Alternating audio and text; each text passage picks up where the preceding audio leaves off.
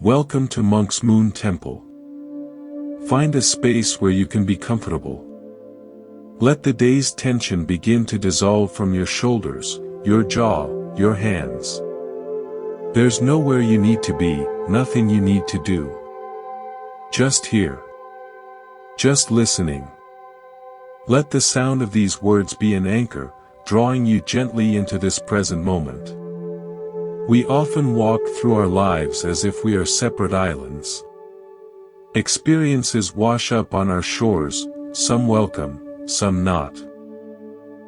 And we feel we are at the mercy of an unpredictable ocean. A sudden wave of anger, a fog of anxiety, a piercing moment of joy that vanishes too soon.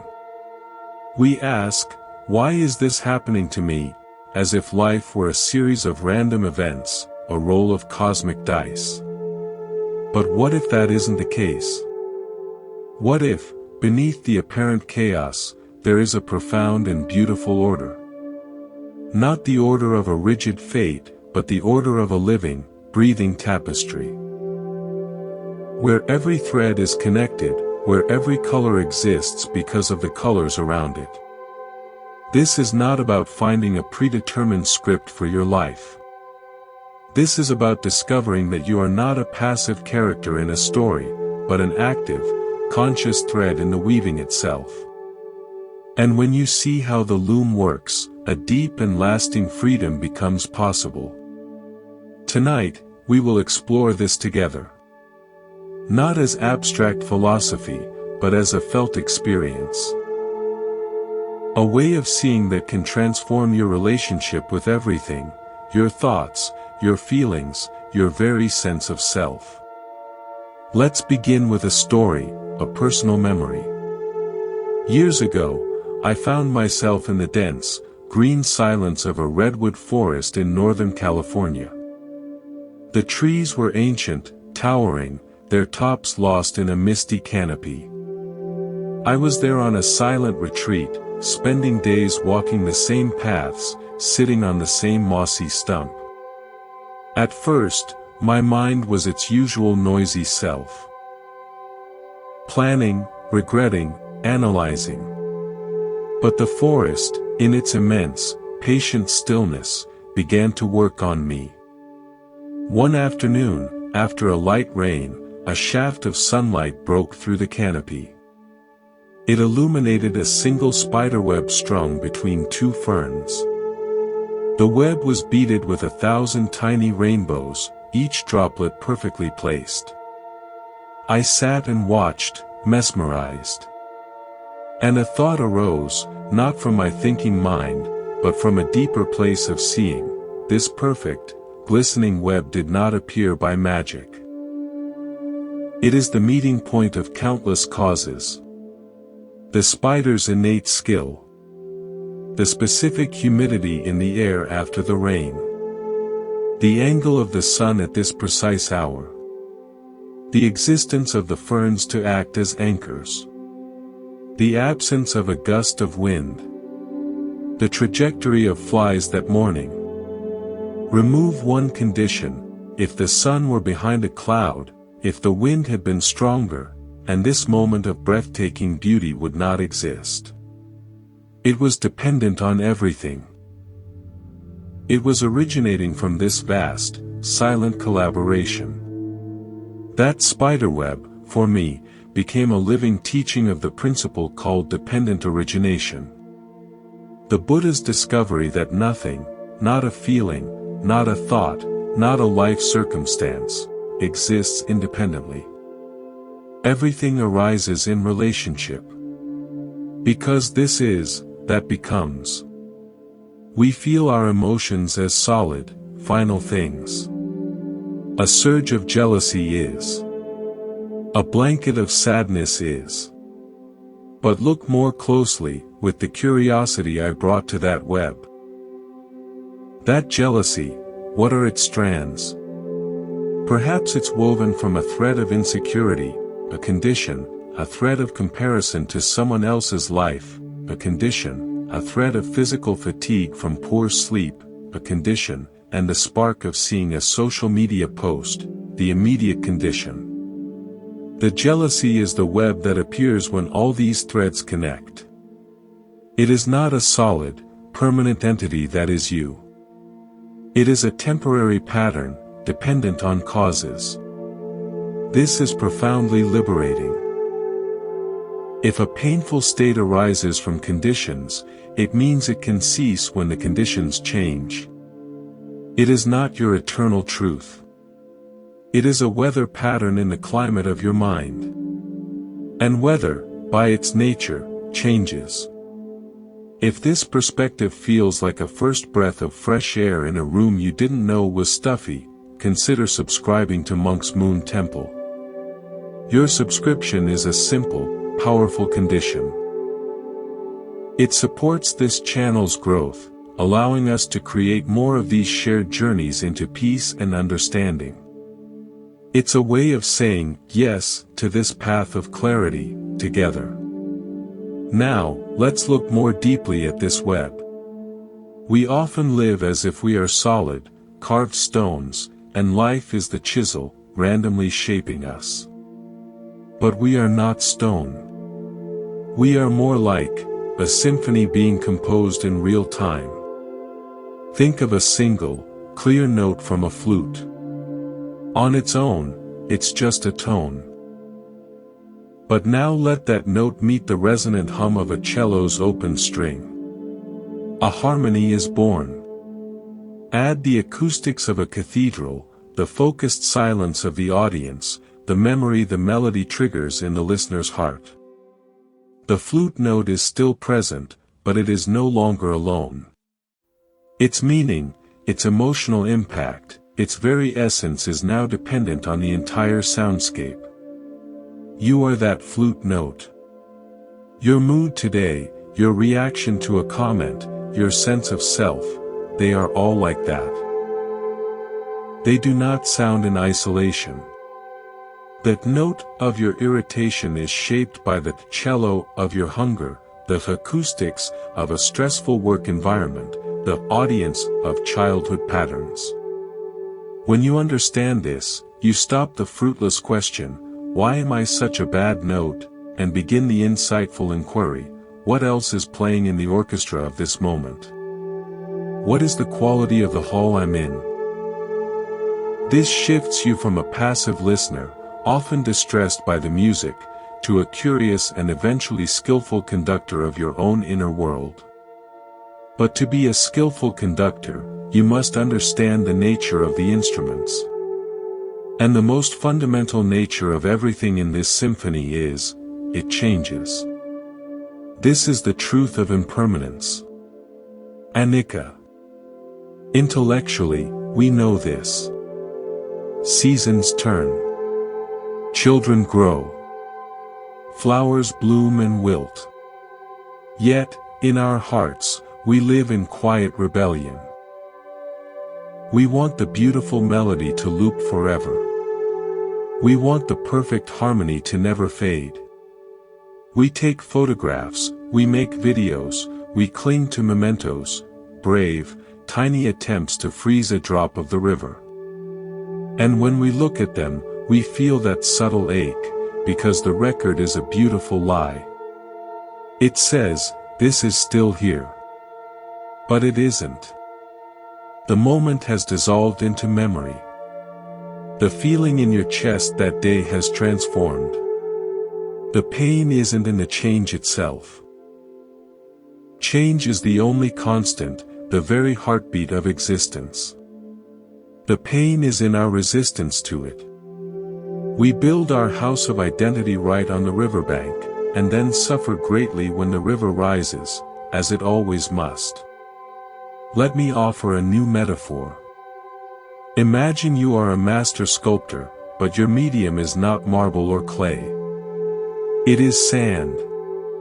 You work for hours on a vast, intricate mandala on the beach. You carve delicate patterns, choose shells and colored stones for accents. As the sun sets, it is a masterpiece of temporary art. You feel pride, connection to your creation.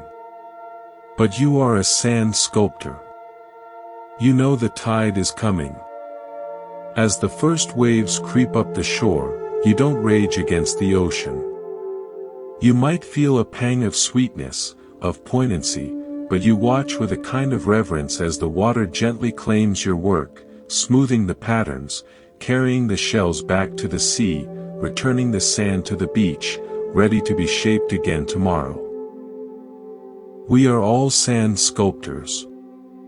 We pour immense energy into sculpting ourselves. I am a competent professional. I am a devoted parent. I am someone who has it together. We craft our relationships, our careers, our beliefs into these beautiful, intricate forms. Then life brings the tide, a failure, a betrayal, a simple change of plans. And we suffer terribly, not just from the event, but because we are watching our beautiful sandcastle be washed away. We cry, this shouldn't be happening.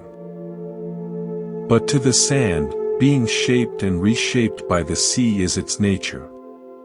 It was always sand, just held in a temporary, beautiful form.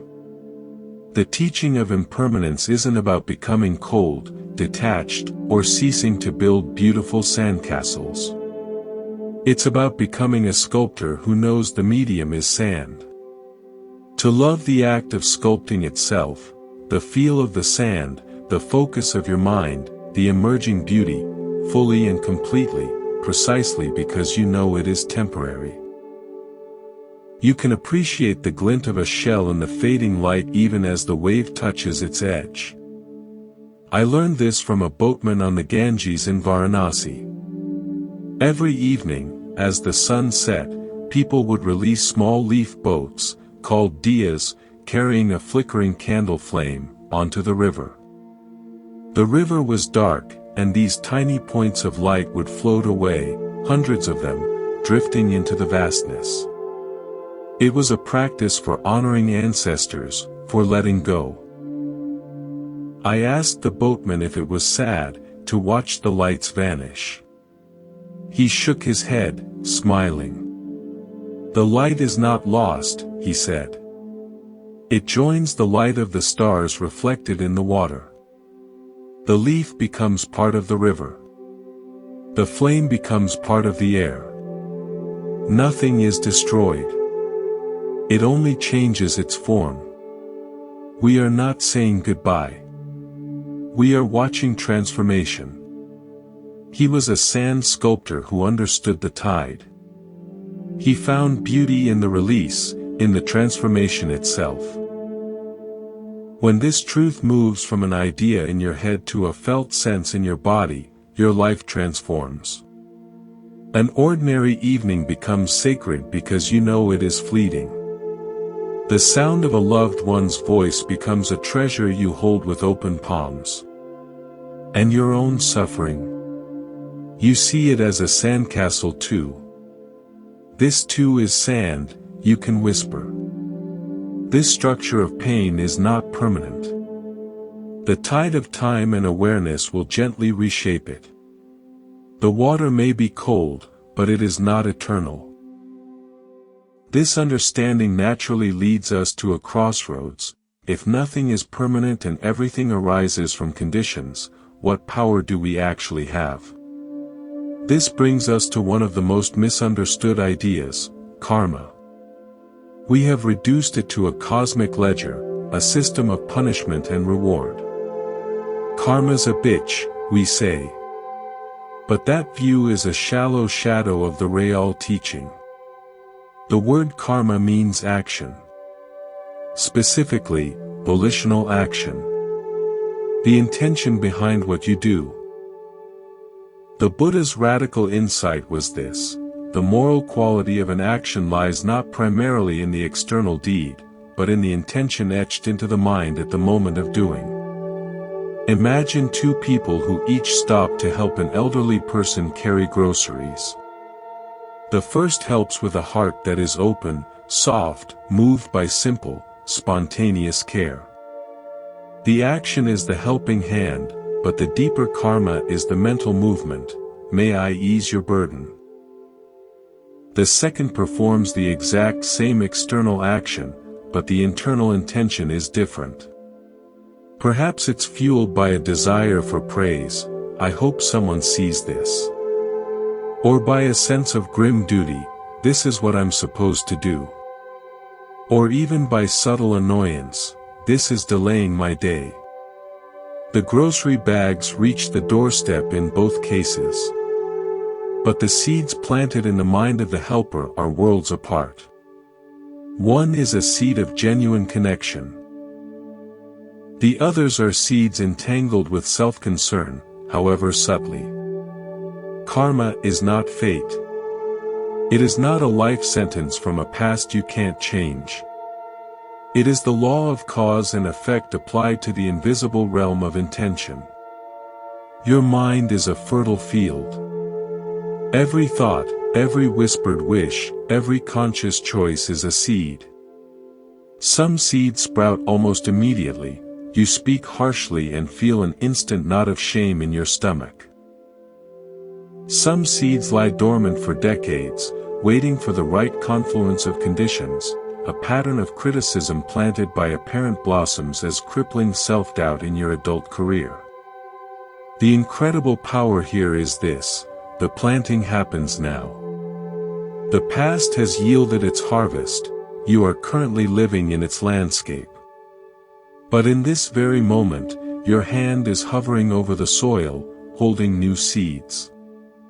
What will you plant?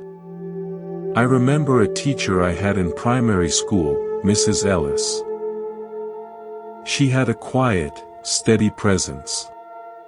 One week, our class hamster died. We were devastated. As we sat sniffling, she didn't give us a lecture about the circle of life. Instead, she brought in a small pot of soil. She had us each plant a sunflower seed in it. We'll care for this together, she said. The hamster's body will go back to the earth. And from the earth, this new life will grow. We are not saying there is no loss. We are tending to what grows from it. Her intention was not to distract us from grief, but to plant a seed of meaning within it.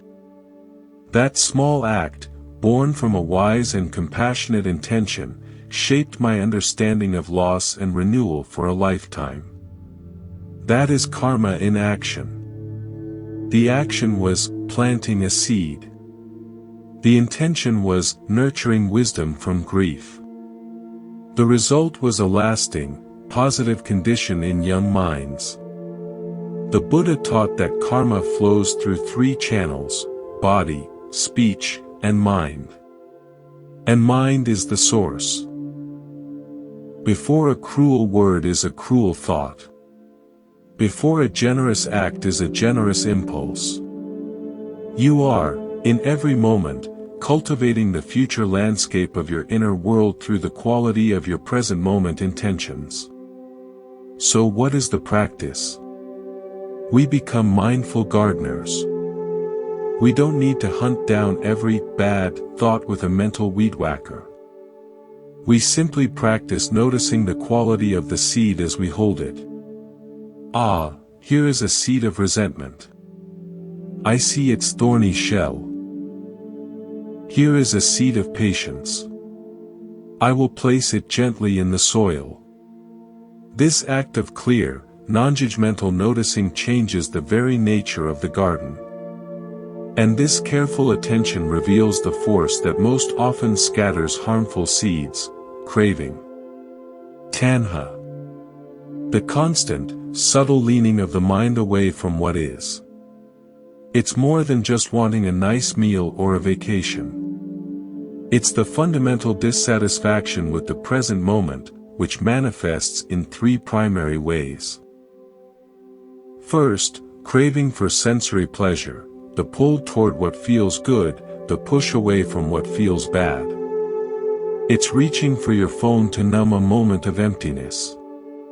It's believing that if you could just accumulate enough pleasant experiences, enough good food, enough comfortable moments, enough praise, you would finally be happy. Second, craving for becoming, the endless project of building and fortifying ourself. I need to be more successful, more loved, more enlightened, more something. While growth is natural, underneath this craving is a frantic energy, a fear that if we stop building this self, we'll cease to exist. We defend our opinions not for truth, but to protect the sandcastle of our identity.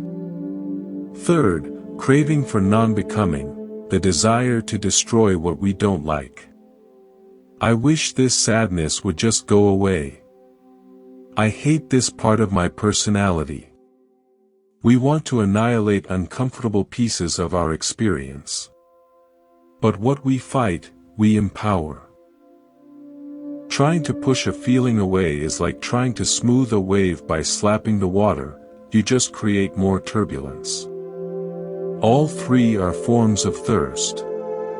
And they keep us leaning forward toward an imagined future or backward into an edited past, missing the only water that can truly quench us, the deep, still well of the present moment. I saw a beautiful example of freedom from this craving in the Arizona desert. I met a Navajo jewelry maker, an elder named Ben. He worked with silver and turquoise, creating stunning pieces. I watched him for hours, his hands steady, his focus absolute. At the end of the day, he had finished a breathtaking bracelet. I expected him to pack it away carefully to sell. Instead, he held it in his palm, looking at it with a soft smile.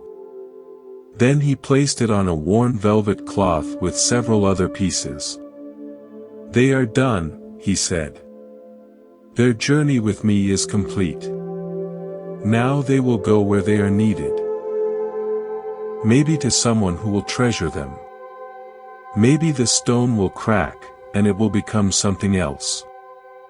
I love them while they are in my hands. Then I let them go." He wasn't detached, he was deeply engaged but without clinging. He was a sand sculptor who enjoyed the sculpting, not the possession of the sculpture. This is the middle way with craving. Not indulging every desire, not repressing them all, but seeing them clearly as they arise.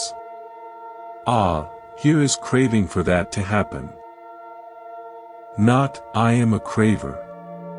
When you see it as a cloud passing through the vast sky of your awareness, not as the sky itself, its power to dictate your weather diminishes.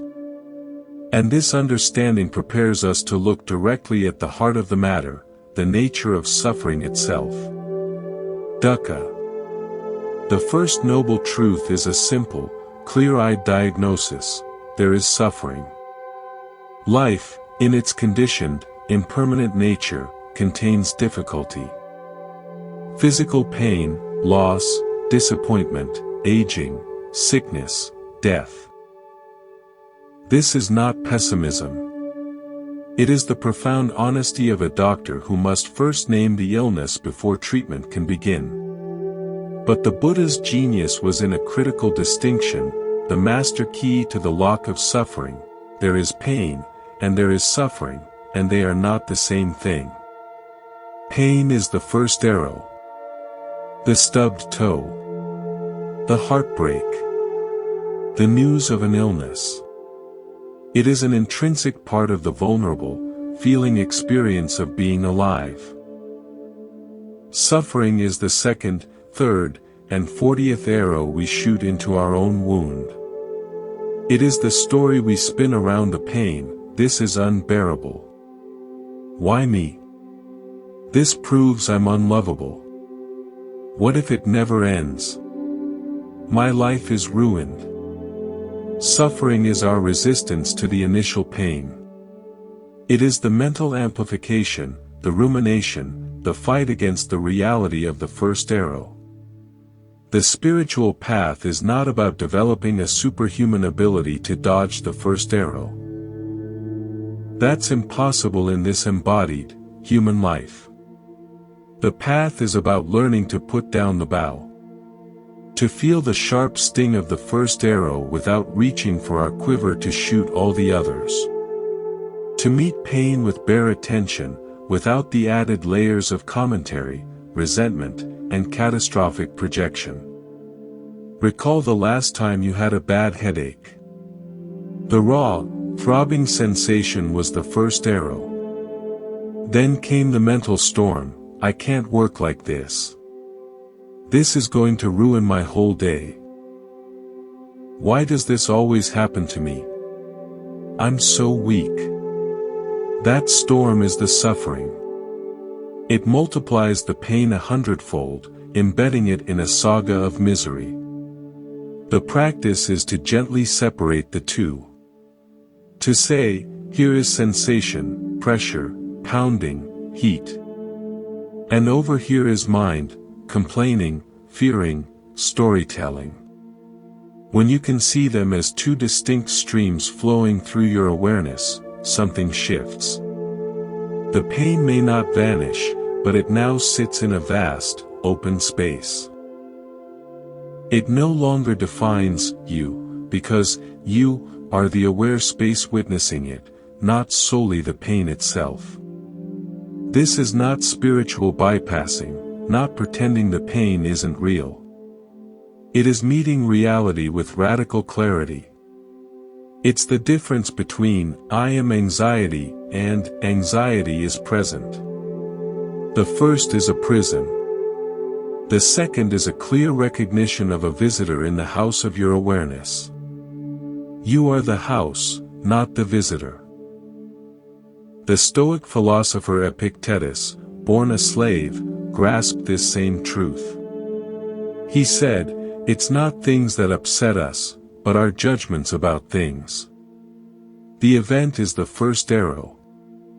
Our judgment that it is awful, unfair, or unbearable is the second arrow. Our work is on our judgments. So, how do we train ourselves to put down the bow? Through the sustained practice of mindfulness. Sati. This is far more than a meditation technique. It is a way of being, a way of inhabiting your life. The Buddha provided 4 foundational pillars, for places to ground your awareness when the winds of suffering blow. The first foundation, mindfulness of the body. This is coming home to direct physical sensation. Right now, feel your feet making contact with the floor. Feel the weight of your body being supported by the chair or cushion. Feel the air as it cools your nostrils on the in-breath, and warms them on the out-breath. Don't think about the breath, feel its literal, physical texture. Your body is always, only, in the present moment. An anxious mind is in next year, but the tension in your neck is happening now. Anchoring here is your lifeline out of the mental time machine. The second foundation, mindfulness of feelings. Here, feelings doesn't mean complex emotions like love or anger. It means the most basic, immediate taste of any experience, pleasant, unpleasant, or neutral. The first taste of cool water on a hot day, pleasant. The sound of a distant alarm, unpleasant. The sight of a gray wall, neutral. Craving and aversion are born in the microseconds after this feeling tone registers. If you can catch it, an unpleasant feeling has arisen, you create a tiny, crucial gap before the mind screams, make it stop. That gap is the birthplace of freedom. The third foundation, mindfulness of mind. Notice the state or quality of consciousness itself. Is it scattered? Focused? Heavy? Light? Loving? Fearful? Simply note it. There is confusion. There is calm. This practice depersonalizes experience. You are not a confused person, confusion is visiting. You are the sky, the mind state is the passing weather. The fourth foundation, mindfulness of phenomena. This is where you see the grand patterns, impermanence, dependent origination, the emptiness of a separate self, playing out in real time in your direct experience. You watch a thought arise from nowhere and dissolve back into nowhere. You see how clinging to a pleasant feeling leads inevitably to disappointment when it fades. This is wisdom flowering from your own observation, not from scripture. All four of these foundations are cultivated in one place, and one place only, the present moment. The past is a memory trace, a story. The future is a projection, a fantasy. Suffering cannot survive in the pure, undiluted present. It needs the fertilizer of past regret and future anxiety to grow. Right now, in this very second, as you hear the sound of my voice, are you fundamentally, essentially okay? Is there breath in your lungs? A beating heart? Most likely, yes. The crisis is almost always in the mental movie, not in the sensory reality of now. This, then, is the core practice, returning. Gently, patiently, compassionately. When you're lost in planning a difficult conversation for tomorrow, you notice, and return to the feeling of your hands in your lap. When you're awash in regret over yesterday's mistake, you notice, and return to the sound of the wind outside. You are training the most important muscle, the muscle of presence.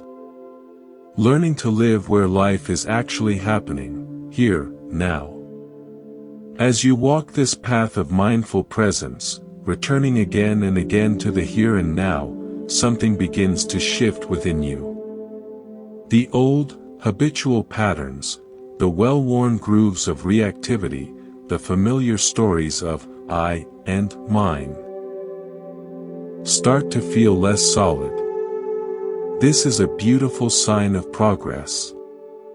But the path is not a straight, smooth road upward.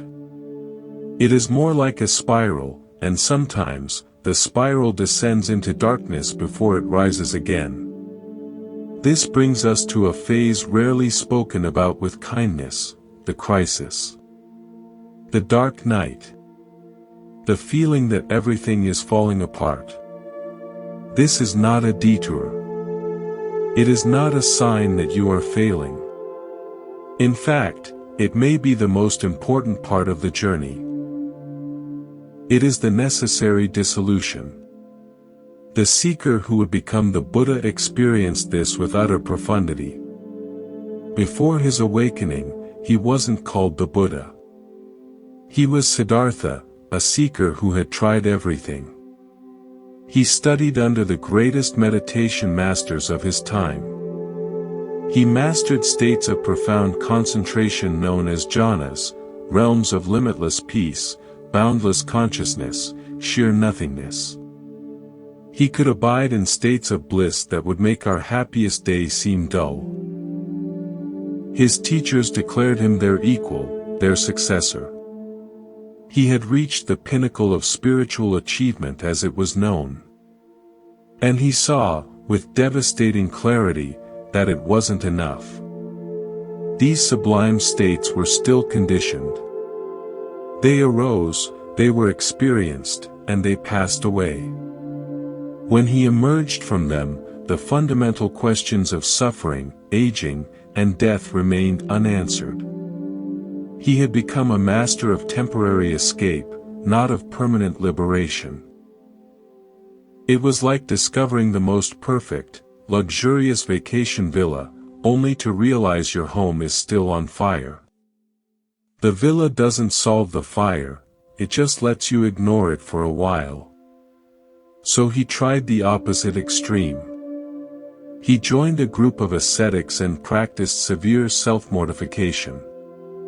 He ate barely a grain of rice a day. He held his breath until he felt his skull would explode. He pushed his body to the very brink of death, believing that by crushing the flesh, he could free the spirit. After 6 years, he was skeletal, weak, and no closer to understanding. He had traded the palace of indulgence for the prison of denial, and neither held the key. Sitting by a river, emaciated and exhausted, he faced the complete and total collapse of every method, every belief, every identity he had ever held: the prince, the master meditator, the supreme ascetic. All of it had crumbled. He was left with nothing. No map. No teacher. No certainty. Just a vast, empty, I don't know. In that utter not knowing, that complete surrender of all grasping, the awakening happened. Your crisis, when your meditation feels empty, when old anxieties return with a vengeance, when you look at your spiritual practices and think, is this all just a story too? Is your version of sitting by that river?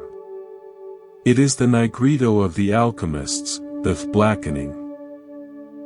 In the alchemical process of turning lead into gold, the first essential stage is to reduce the original substance to a black, chaotic, formless mass.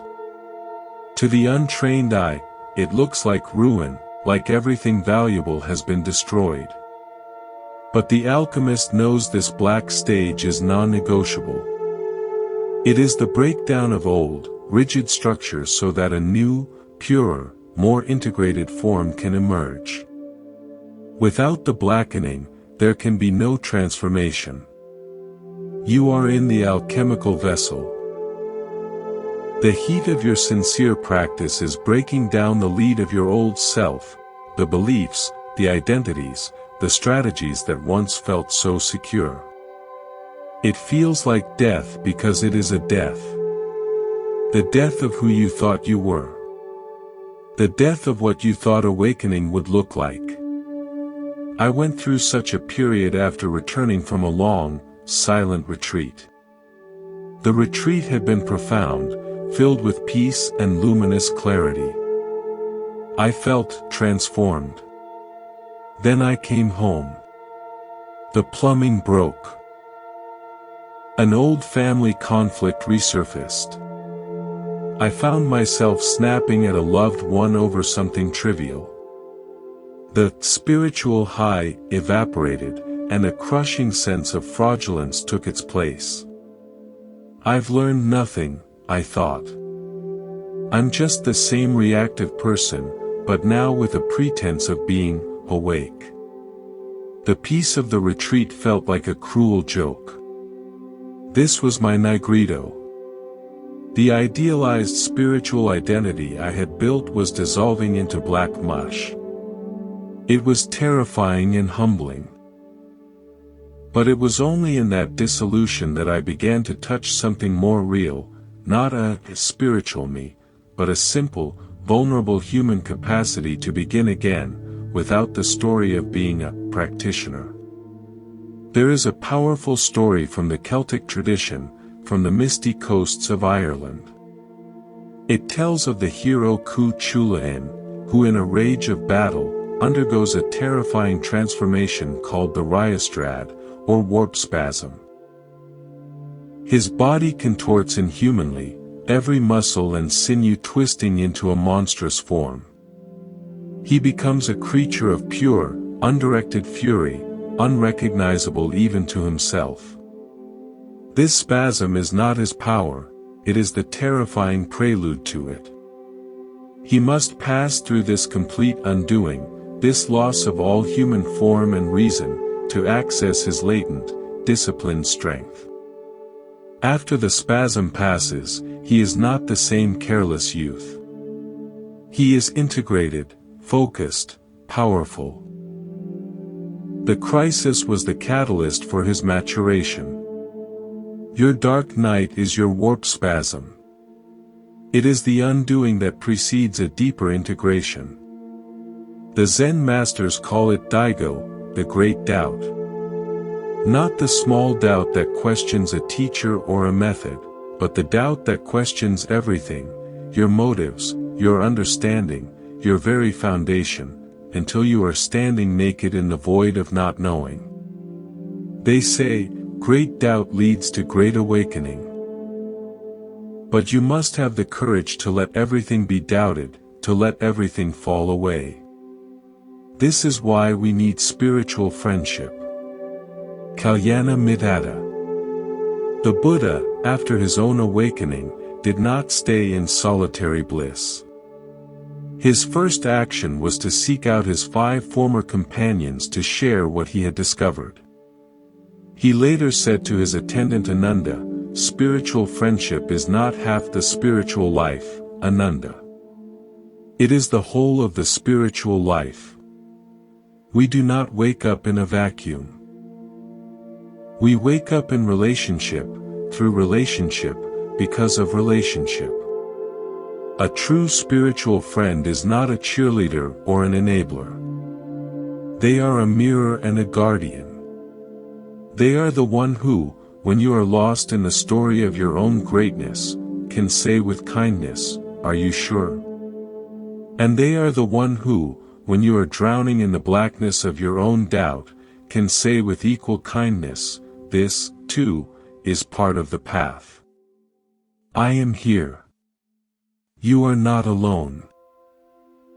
I think of 2 climbers roped together on a mountain face. When one is on solid ground, they can anchor the other who is crossing a treacherous crevasse. The roles reverse constantly. The rope isn't a leash, it's a lifeline of mutual support, allowing both to climb heights they could never safely ascend alone. I had a friend like this, David. We met in a philosophy class and became walking partners. For years, we'd walk for hours, talking about life, meaning, confusion. We had an unspoken agreement, absolute honesty. If I was weaving an elaborate tale of self-pity, he'd listen patiently and then gently ask, "But what part of this are you actually responsible for?" It was never an attack, it was an invitation to look more clearly. When he was paralyzed by indecision about his career, lost in a fog of what-ifs, I could reflect back to him the core values I heard beneath his fear. We weren't each other's therapists. We were fellow climbers on the same mountain, checking each other's gear, pointing out handholds the other might have missed. The Buddha described the qualities of an admirable friend: they prevent you from wrongdoing, encourage you in good, teach you what you haven't heard, and point the way to peace. These are the people who hold a torch in your dark night, not to drag you out prematurely, but so you can see the treasures hidden in the darkness itself. And remember, you are also this friend for others. Your simple, sincere presence, your willingness to listen without fixing, to be with someone in their pain without turning away, is a profound spiritual gift. You may never know the impact of a single, compassionate silence. As you are held and hold others in this way, you begin to sense you are not just navigating personal psychology. You are aligning with something larger, a natural law, the Dharma. This is not a set of commandments. It is the inherent order of reality, as fundamental as gravity. The Buddha said that whether a Buddha arises in the world or not, this law stands: all that is conditioned is impermanent, all that is conditioned is stressful, all phenomena are not self. He didn't invent it. He discovered it, the way Newton discovered gravity. Aligning with this law is the ultimate form of intelligence. It's like a sailor learning to read the winds and currents instead of exhaustively rowing against them. You begin to develop patience, not passive resignation, but active, trusting perseverance. You understand the rhythm of cause and effect. A farmer does not plant a seed in the morning and stomp around the field in the afternoon, yelling at the soil for not producing corn. She understands the necessity of time, of seasons, of unseen growth beneath the surface. She tends the conditions, water, weed, nourish, and then trusts the intelligence within the seed itself. Her patience is a form of wisdom, a collaboration with natural law. Our inner work is identical. You cannot force insight. You cannot rush the healing of a deep wound. You cannot demand that a seed of compassion blossom into fearlessness overnight. You practice. You create the conditions, mindfulness, ethical conduct, wise reflection, and then you learn to trust the process. You learn the patience of the farmer. I learned this from watching a master potter in Kyoto. She was making a chawan, a tea ceremony bowl. The process took weeks. She centered the clay on the wheel with a mesmerizing, unhurried calm. She shaped it, let it dry to the precise, leather-hard stage, trimmed it, let it dry completely, bisque-fired it, painted it with glaze, and then fired it again in a wood-burning kiln for 3 days, stoking the fire at precise intervals day and night. The final result was breathtaking, alive with colors and textures no machine could replicate. I asked her the secret. She smiled. There is no secret. Only respect for the clay, the fire, and the time each requires. I cannot make the clay harden faster. I cannot make the kiln cool before it is ready. I can only do my part with care and then wait for the process to complete itself.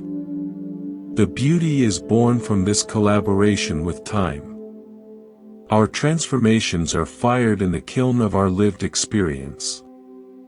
We must respect the process and give it the time it requires. This law of cause and effect applies profoundly to our karma. The Buddha taught that karmic results ripen in their own time. Some are immediate, a lie creates instant inner contraction. Some take years, a pattern of avoidance seeds a future crisis. Some may span beyond our current sight. We cannot control the ripening schedule. Our job is simply to be mindful of the seeds we are planting now, in this moment, and to tend the garden of our mind with patience, knowing that what is sown with integrity will, in its own time, bear fruit of peace. And as you practice this patience, this alignment with natural law, something else becomes clear: your mind is shaping your reality. The famous first verses of the Dhammapada say, "Mind precedes all phenomena." Mind is their chief. They are mind-made. This is not positive thinking or manifestation. It is a much more subtle and powerful truth. Your experience of the world is not a direct readout of objective reality. It is a construction, shaped by your perceptions, your past conditioning, your present intentions. Two people can look at the same gray, rainy sky. One sees gloom, dampness, a ruined day, and feels a weight of sadness. The other sees the life-giving water for the garden, the cozy excuse to stay in with a book, the beautiful silver light, and feels a sense of peace. The sky is the same. The experience is worlds apart. Why? The mind meeting the sky is different. The Buddha used the analogy of the rope and the snake. Walking at dusk, you see a coiled shape on the path. Your mind, conditioned by fear, immediately perceives snake. Adrenaline floods your body, your heart races, you jump back. Upon closer inspection, you see it's a piece of old rope. The fear was absolutely, physically real.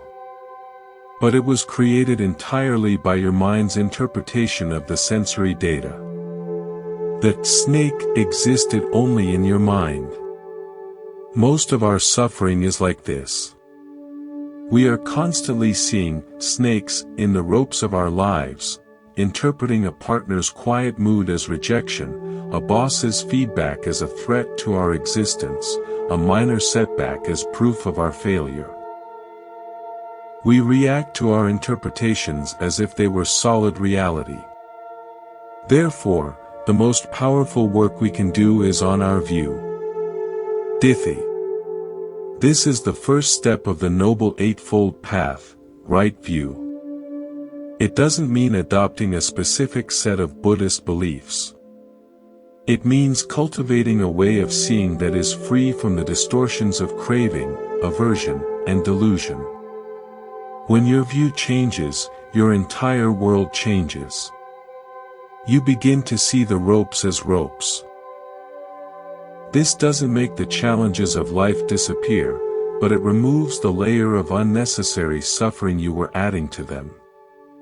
You start to respond to what is actually happening, not to the terrifying story your mind has wrapped around it. There is a Persian tale about a king who had a wondrous ring. When he felt troubled, he would look into the gemstone at its center, which was inscribed with the words, "This too shall pass."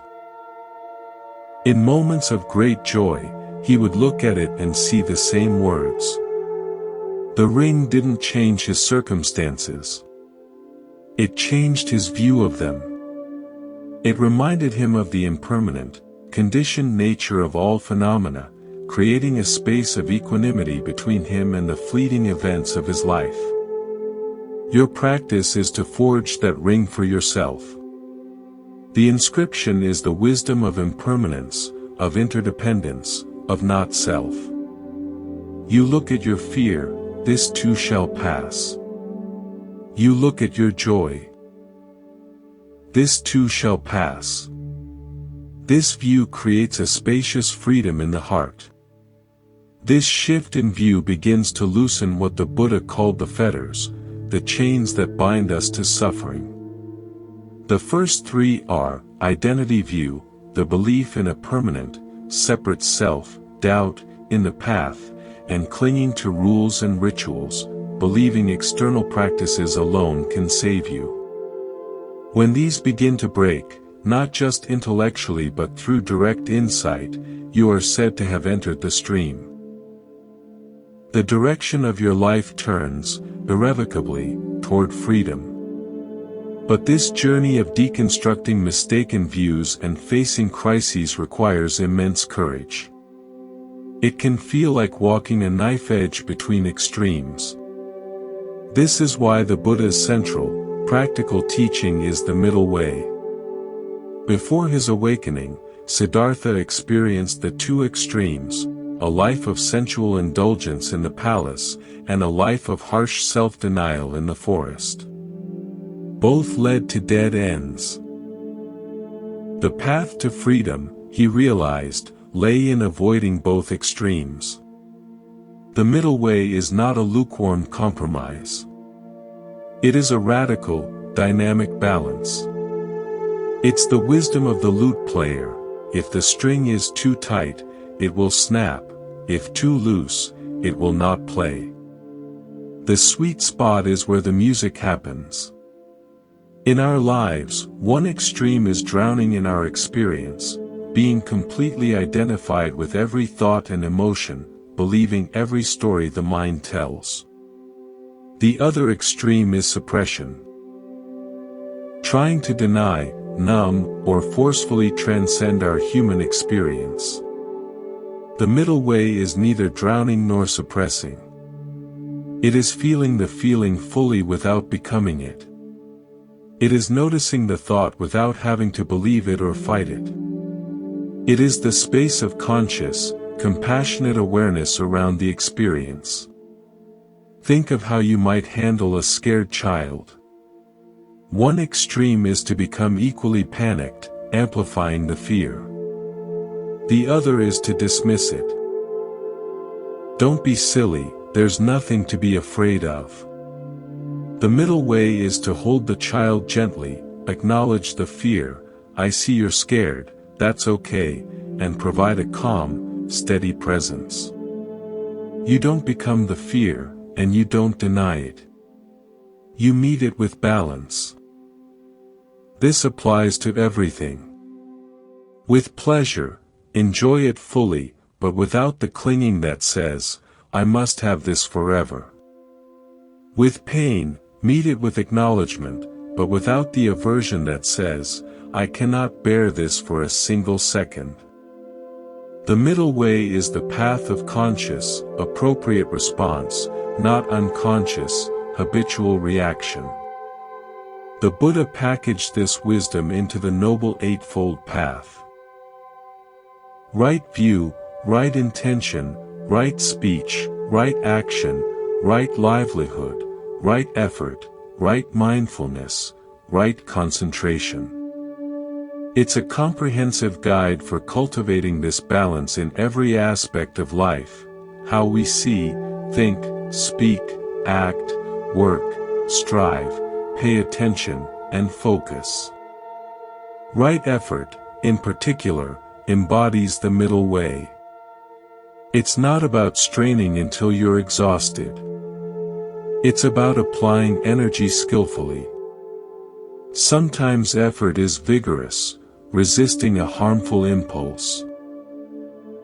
Sometimes it is gentle, nurturing a seed of kindness. Sometimes it is the effort of non-interference, simply letting a process unfold without meddling.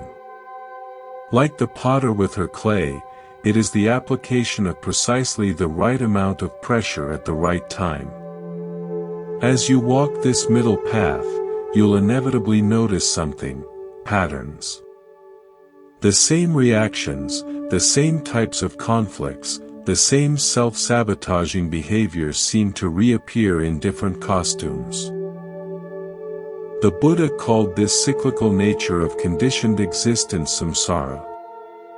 Often discussed as rebirth across lifetimes, it is vividly visible in our daily lives. It's the wheel of habitual patterns. You get triggered, you react with anger, you feel shame for your anger, which makes you feel vulnerable, so you react with more anger or withdrawal. The wheel turns. You crave approval, you perform to get it, the approval is fleeting, the craving returns stronger. The wheel turns. This is samsara in real time, the repetitive loop of suffering born from ignorance, craving, and aversion. Seeing this wheel is the first step to stepping off it. Mindfulness creates a gap between the trigger and the reaction. In that gap, you see the old path, worn smooth by 1,000 previous journeys. And in that seeing, you have a choice: to step onto the old path once more, or to take a single, tentative step onto a new one. Each time you choose the new path, you wear it down a little more, making it easier to choose next time. This is the path of awakening. It is not about achieving a state of perfection where you never feel pain or make a mistake. It is about seeing clearly, responding wisely, and breaking the compulsive cycle of suffering. It is about becoming a conscious participant in the unfolding of your life, aligned with natural law, supported by friendship, balanced on the middle way, and courageous enough to face the necessary crises of transformation. Let's continue. This journey of mindfulness and balance inevitably brings us to the most intimate inquiry of all: who is it that walks this path? Who is the I that feels, that thinks, that suffers, that seeks freedom? This brings us to the heart of the Buddha's most subtle and profound teaching, anatta, or not self. We operate from a deep, unquestioned assumption that inside us, somewhere behind our eyes, is a permanent, unchanging captain, a self, a soul, an I that is the thinker of our thoughts and the feeler of our feelings. We spend our lives defending this captain, decorating its cabin, trying to steer it towards safe and pleasant waters, and protecting it from storms. Most of our suffering comes from this project, the constant effort to build, maintain, and defend a solid sense of me. The Buddha invited us to examine this assumption with ruthless, gentle curiosity. He didn't say, "There is no self," as a philosophical dogma. He said, "Look. See for yourself." He asked us to investigate our experience and see if we can actually find this permanent, independent, controlling entity we call I. Let's try a simple exploration together, right now. You hear the sound of my voice. Can you find a separate hearer apart from the hearing itself? Or is there just the experience of hearing? The sound and the knowing of the sound. Where does one end and the other begin? You feel an emotion. Can you locate a solid feeler inside your chest or head that is distinct from the flowing sensation of the emotion? Or is there just the sensation, warm, tight, fluttering, arising and passing in the field of awareness? We label a flowing process and mistake the label for a thing. It's like pointing to a river and calling it a river thing. But a river is not a thing. It is a movement, a process of water flowing. If you search for the river's essence, you won't find it in any single droplet or any fixed point. The river is the flowing. You are like that. What you call I is not a static noun, but a dynamic verb. A process of experiencing. The Buddha broke down our conventional sense of self into 5 aggregates, or khandhas: form, the body, feelings, perceptions, mental formations, thoughts, volitions, and consciousness. He asked, is any one of these aggregates permanent? Is it fully under your control? Can you rightly say, this is me, this is mine, this is myself? The body changes, ages, gets sick, and operates largely on autopilot. Is that you? Feelings arise and pass due to conditions, often against our will. Are those you? Perceptions are interpretations shaped by past conditioning. Are those you? Thoughts appear unpredictably, like clouds. Are those you? Consciousness is dependent on sense organs and sense objects. It shifts with every moment. Is that you? When you look closely, you see that each aggregate is a stream, not a statue. And you cannot find a separate owner of these streams standing apart from them. There is just the flowing. The sense of a solid, separate I is itself a thought, a feeling, a perception. It is one of the very formations arising within the process, not the master of it. This can sound frightening, like a loss of identity. But it is the gateway to true peace. Because all our suffering is tied to protecting something that was never there to begin with.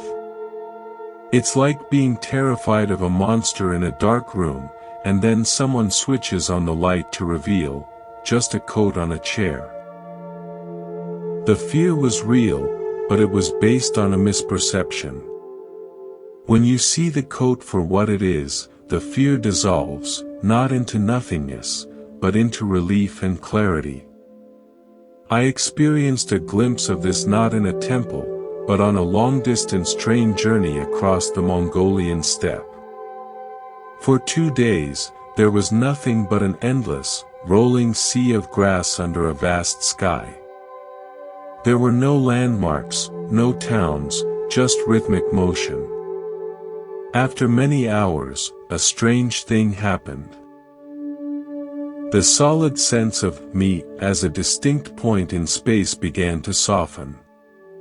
There was just the seeing of grass, the sound of the rails, the feeling of movement.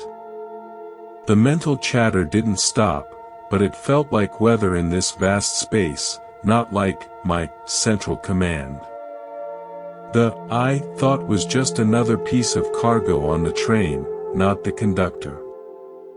There was a profound, empty peace in that. It wasn't my peace. It was just peace, and the train, and the grass. This insight is the breaking of the first and most fundamental fetter, identity view. It doesn't mean you forget your name or stop functioning. It means you stop taking the story of me so personally, so seriously. You see it as a useful, practical narrative for navigating the world, not as the ultimate truth of what you are. When this insight deepens, it naturally gives rise to compassion. Karuna. If the boundary of self is seen as fluid and constructed, then the boundary between my suffering and your suffering begins to blur.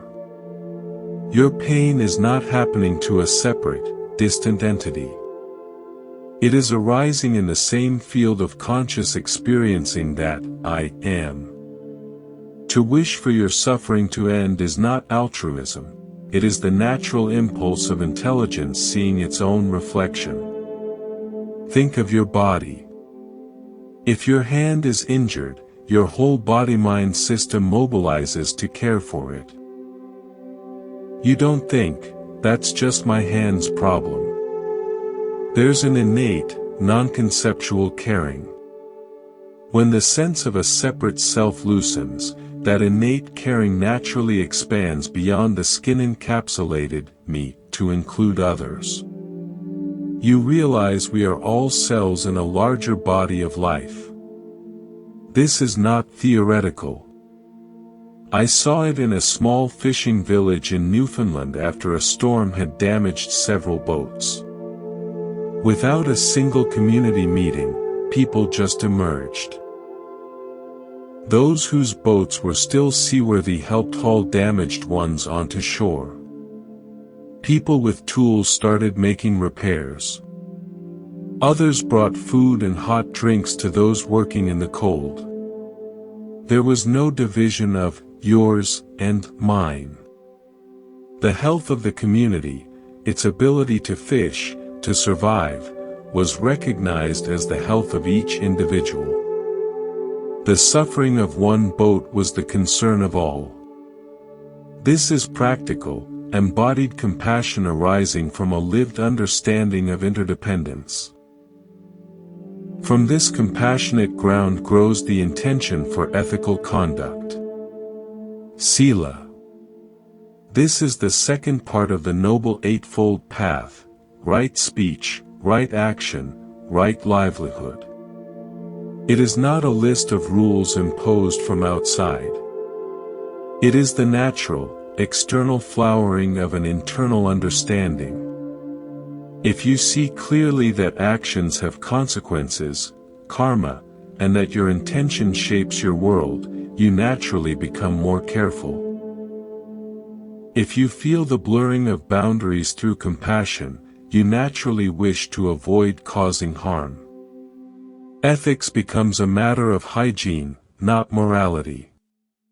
You don't avoid lying because you'll be punished, but because you see how the vibration of dishonesty poisons your own mind and severs trust, which is the connective tissue of life. You don't choose a right livelihood just to be virtuous, but because spending 40 hours a week in an activity that causes harm creates a profound dissonance, a sickness of spirit. I knew a corporate lawyer who was brilliant and successful but deeply unhappy. He felt like a mercenary, his work often involving strategies that benefited powerful clients at the expense of communities. He began meditating to manage his stress. As mindfulness grew, he couldn't ignore the dissonance anymore. The ethical dimension wasn't an abstract should, it was a visceral can't. He eventually transitioned to environmental law, defending waterways. His income dropped, but he told me, I go to sleep at night. I look in the mirror. The stress I feel now is the stress of meaningful work, not the soul sickness of betraying my own understanding. His ethical shift was the direct result of clearer seeing, not willpower. This brings us to a beautiful quality that flourishes on this path. Gratitude. When the sense of a separate, needy self relaxes, what arises is not blankness, but a profound appreciation for the sheer miracle of this moment. You didn't create your life. It is a gift, assembled from countless causes. You can practice this right now. Pause for a moment. Consider the device you're listening on. Think of the thousands of people, across continents and decades, whose knowledge and labor contributed to its existence. Miners, engineers, designers, software coders, factory workers, delivery drivers. Consider the electricity powering it, born from sun or wind or ancient plants. Consider the language we're using, a vast inheritance shaped over millennia. Consider the biological miracle of your ears translating vibrations into meaning in your brain. You are sitting at the receiving end of a universe of collaboration. This moment of listening is a confluence of gifts. Gratitude is the heart's natural response to seeing dependent origination. It is the opposite of entitlement. It softens the grasping of craving because you feel already full, already supported by a web of giving you can never fully repay. The appropriate response is to pay it forward, to become a beneficial condition in the web for others. And as gratitude deepens, it matures into equanimity. Upekkha.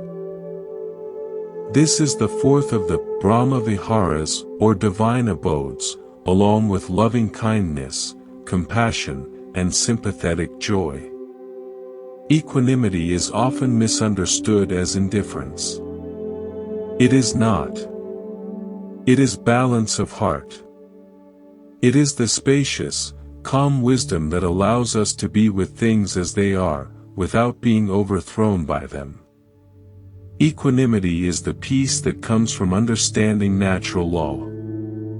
You do your part, you plant the seeds with good intention, you water them with effort. And then you let go of the result. You understand that the result depends on countless other conditions you cannot control. So you find peace in the integrity of the action itself, not in the unpredictable outcome. A doctor in an emergency room embodies equanimity. She is not indifferent. She feels deep compassion and acts with incredible speed and skill. But she cannot afford to be shattered by every loss or elated by every success. She must maintain a balanced heart to be effective for the next patient, and the next. Her equanimity is not a lack of caring, it is the wisdom that allows her to care sustainably, without burning out. It is the calm, deep center of the hurricane of experience. On the spiritual path, equanimity allows you to meet both progress and setbacks with the same balanced clarity. You don't get addicted to peaceful states, and you don't despair in periods of turmoil. You see both as part of the process, and you keep showing up to practice. All of these qualities, the insight of not-self, the flow of compassion, the integrity of ethics, the fullness of gratitude, the balance of equanimity, lead us toward the ultimate letting go. Vairagya. This is the final, fearless release. We've been letting go all along, letting go of the identification with thoughts, letting go of clinging to feelings, letting go of fixed views.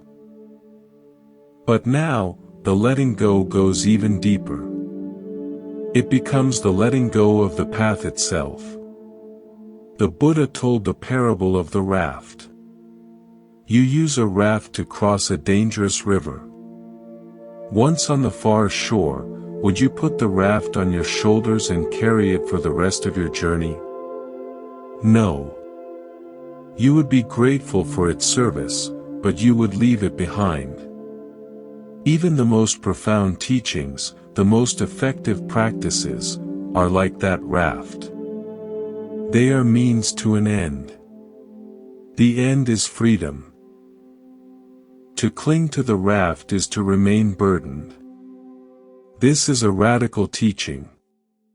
It means that even Buddhism, even mindfulness, even the concept of enlightenment, must eventually be released if they become objects of grasping.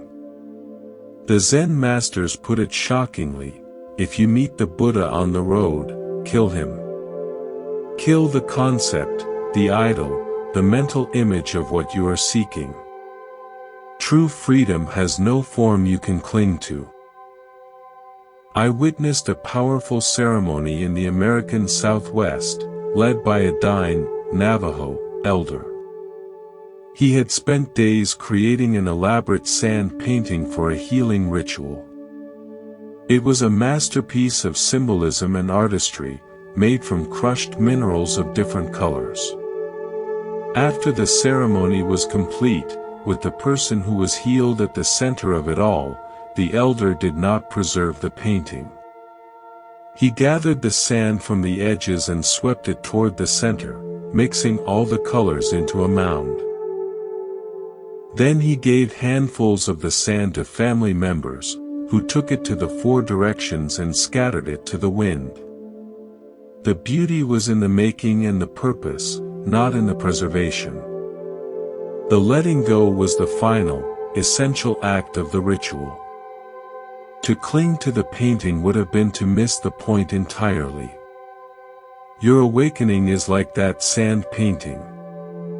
It is a beautiful, meaningful pattern you create with your life and practice. But its ultimate purpose is to lead you to a freedom that cannot be captured in any pattern. Then, you let it go.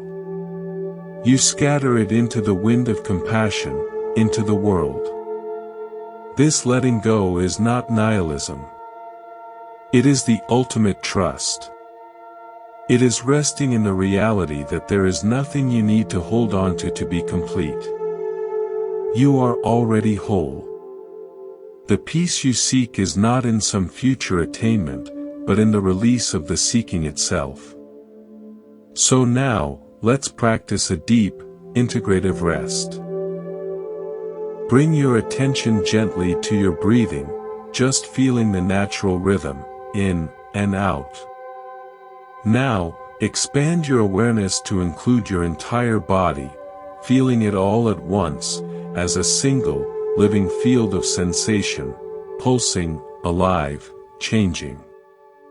With each out-breath, imagine a very gentle, soft release, not pushing anything away, but simply allowing any sense of tightness, of holding, of identification, to soften, as if your body were made of mist, gently dispersing. Now, include your thoughts, see them as birds flying through the vast sky of your awareness. They come, they go, you don't have to catch them or cage them, just let them fly. Include any sense of me, or see if you can find its edges, its location, and then, gently, let that search relax, rest as the awareness itself, the open sky, not the birds that pass through it. Rest here, in this open, aware, effortless being. This is not something you create. It is what you are when you stop adding things, when you stop being the sculptor and simply rest as the space in which all forms appear and dissolve. In this space, there is no problem to solve, no self to improve, nothing to attain. There is just this, alive, peaceful, and complete. As we rest in that space of open awareness, a natural question arises from the heart: what about the past? What about the wounds, the regrets, the old stories that feel so solid, so defining? This brings us to one of the most healing forces on the path: forgiveness. And not just forgiveness of others, but perhaps more importantly, forgiveness of ourselves. We carry our history like a heavy book, filled with chapters of hurt, times we were wronged, and times we caused harm. We read and reread these chapters, believing they tell us who we are. I am someone who was betrayed. I am someone who failed. This identification with our wounds is a prison. Forgiveness is not about condoning harmful actions. It is about releasing ourselves from that prison. It is the radical act of seeing that the past is over, and that clinging to its pain only poisons our present. Think of forgiveness as setting down a burning coal you've been carrying, intending to throw it at someone else. The person you're angry at may not even feel the heat, but your hand is getting burned. Setting it down is for your sake. The process begins with understanding, with seeing the chain of cause and condition even in the hurtful actions of others. The person who hurt you was not a monolithic, evil force. They were a confluence of conditions, their own pain, their ignorance, their conditioning, their fears. This doesn't excuse the action, but it helps you see it as a tragic event in the web of cause and effect, rather than a personal myth about your unworthiness. I learned about the slow, powerful work of forgiveness from an unexpected source, an old apple orchard. I volunteered one season to help restore one that had been neglected. The trees were gnarled, choked with ivy, and bore little fruit. The work was not to punish the trees or rip the ivy away violently. It was patient, cutting the ivy at the base, gently unwinding it from the branches, adding nourishing compost to the soil, pruning only what was dead.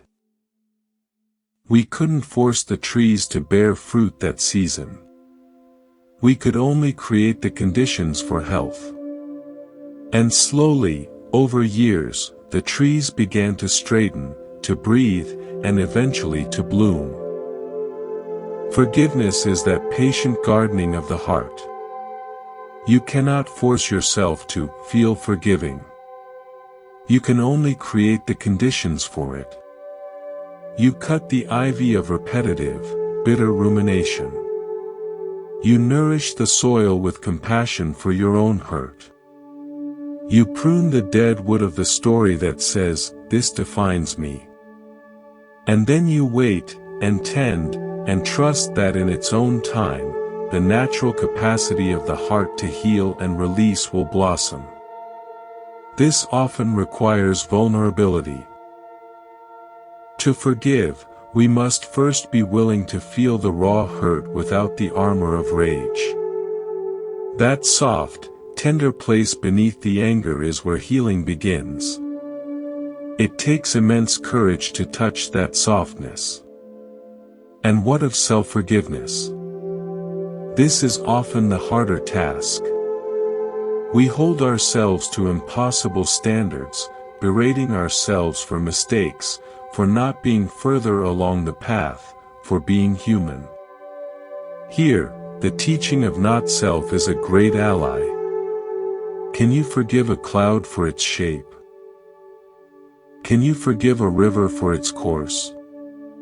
When you see that your actions, too, arose from a vast network of conditions, your genetics, your upbringing, your knowledge at the time, your pain, you can begin to relate to your past self not as a villain to be punished, but as a fellow being who was confused, who was doing their best within the limits of their understanding. You offer that past self the compassion you would offer a lost child. From this ground of forgiveness grows the ability to work skillfully with obstacles. On the spiritual path, we often have a subtle fantasy that awakening means all difficulties vanish. Life becomes a smooth, serene lake. But the teaching is the opposite. The obstacles don't disappear, your relationship to them transforms. They become the very fuel for your awakening, the sandpaper that smooths the rough edges of the ego. In the Tibetan tradition, there is a powerful analogy.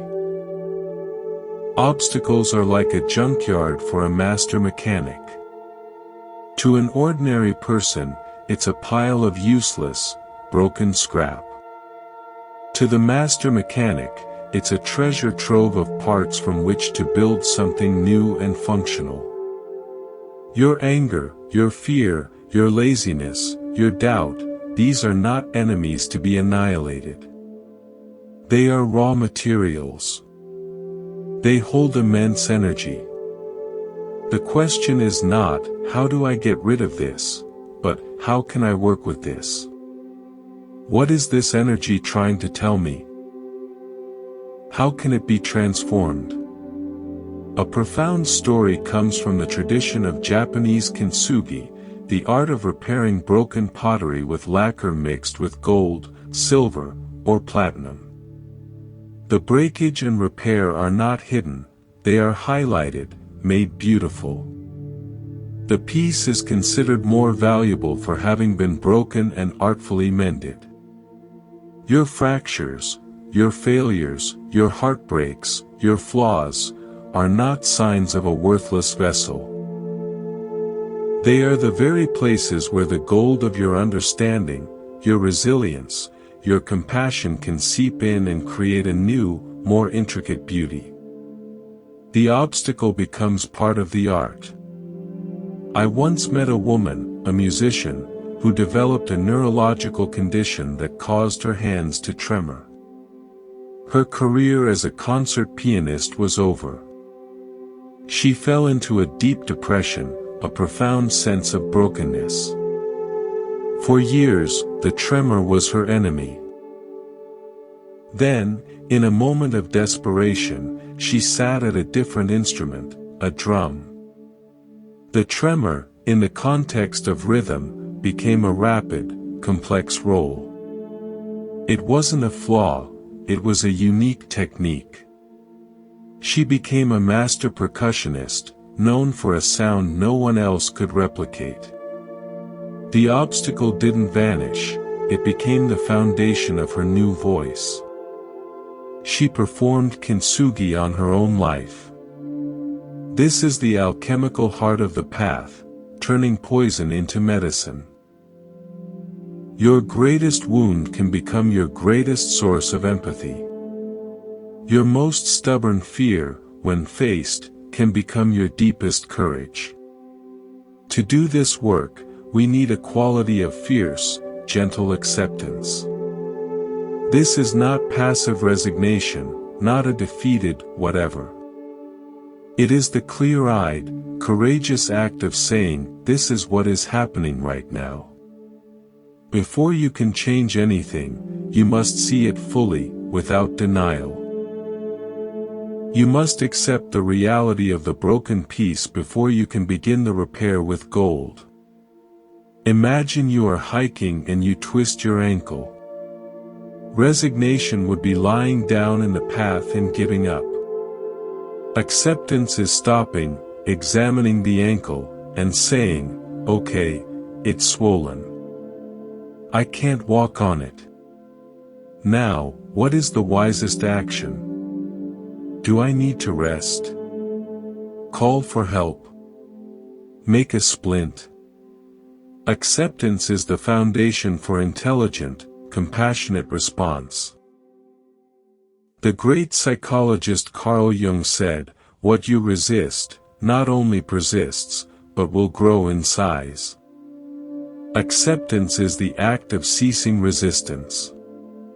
When you stop fighting the reality of your anxiety, you can feel its texture, its location, its ebb and flow. In that intimate knowing, it often begins to change all by itself, because you're no longer giving it energy through struggle. This leads us to a practice that integrates all we've discussed: loving kindness.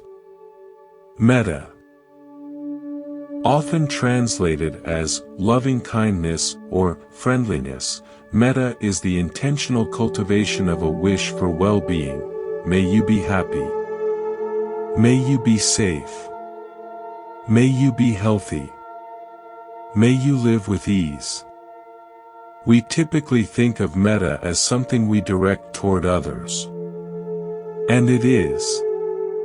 But its true power is revealed when we turn it toward the parts of ourselves we have rejected: the angry part, the fearful part, the lazy part, the part that feels unworthy. This is the ultimate application of forgiveness and obstacle transformation. You sit in meditation, and a wave of self-judgment arises. Instead of following it or fighting it, you can surround it with the energy of metta. You can silently say, to the part of me that feels so judgmental right now, I see you. You are welcome here. May you be at peace. This is not indulging the judgment, but meeting it with a healing presence. You are applying the gold of loving awareness to the crack of self-hatred. The traditional metta practice starts with yourself, then a benefactor, a friend, a neutral person, a difficult person, and finally all beings. This progression trains the heart to expand its circle of care beyond its preferences. When you can sincerely wish for the happiness of someone who has hurt you, you know your heart has grown larger than your grievances. You are free. I practiced this intensely during a period of conflict with a neighbor. Noise, property lines, petty grievances. My mind was a swirl of irritation and righteous stories. Sitting to do metta, I could barely get past, may I be happy. The thought of him made my chest tight. So I started small. I'd think, may he have a good cup of coffee this morning. Something trivial, harmless.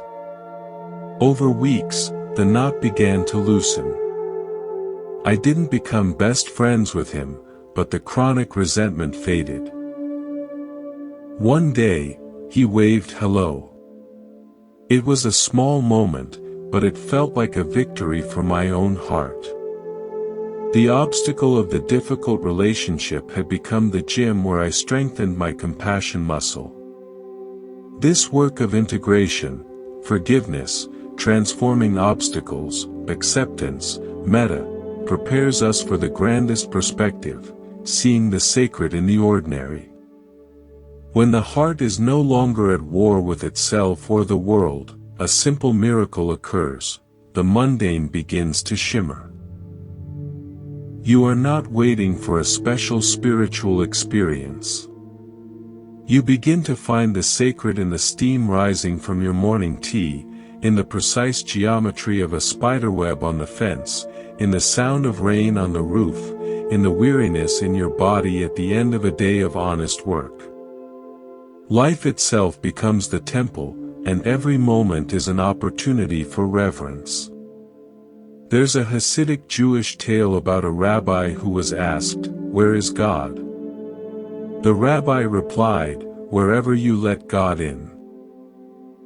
The sacred isn't located in a special building or a distant heaven. It is the quality of attention you bring to this moment. When you wash a dish with full attention, feeling the warm water, seeing the shine on the plate, that is a sacred act.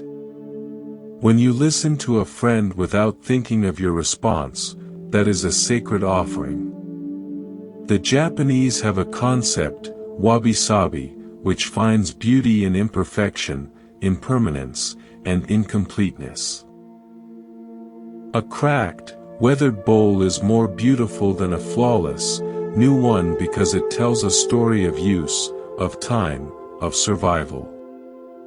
Your life, with all its cracks and repairs, its fleeting joys and sorrows, is a supreme expression of wabi-sabi. It is not meant to be perfect. It is meant to be lived, felt, and appreciated in its beautiful, transient reality. From this place of grateful, sacred attention, your actions in the world naturally align with service. Seva. This is action performed without attachment to the fruit, without the need for recognition. It is the natural outpouring of a heart that feels connected. When you understand interdependence, you see that helping another is not separate from helping yourself. It is tending to the larger body of which you are a part. Service doesn't have to be grand. It can be the simple act of holding a door, of listening, of picking up litter, of writing a kind note. It is any action that eases the burden of another being, human or otherwise. The motivation is not, I am a good person, but, this is what one part of the whole does for another. I remember a bus driver in a small town who knew his route was used by many elderly people going to the medical clinic. He didn't just stop at the designated stop. He would pull over closer to the clinic door if someone was struggling, and he always waited until they were safely on the curb before driving away. He never made a show of it. It was just his way of driving the bus. That was his seva. It was woven into the fabric of his ordinary work. This path of the heart, forgiveness, transformation, loving kindness, seeing the sacred, serving, culminates in a simplicity of being. You realize that the entire immense journey was about returning to a natural state that was never lost, only obscured. The Tibetan master Dilgo Khyentse Rinpoche said, the ultimate wisdom is seeing that everything is interconnected, and therefore, there is nothing to attain. So, let's rest in that interconnected simplicity. Bring your attention to your heart center, not the physical heart, but the felt sense in the center of your chest. With each in-breath, imagine breathing in a soft, golden light, a light of acceptance, of forgiveness, of kindness. With each out-breath, imagine this light radiating outward from your heart, gently, effortlessly, touching every part of your own body with acceptance, then radiating out beyond your skin, filling the room, your neighborhood, touching all beings with wishes for well-being. No one is excluded, you, your loved ones, neutral people, those who have caused difficulty, all beings, everywhere. May all be happy. May all be safe.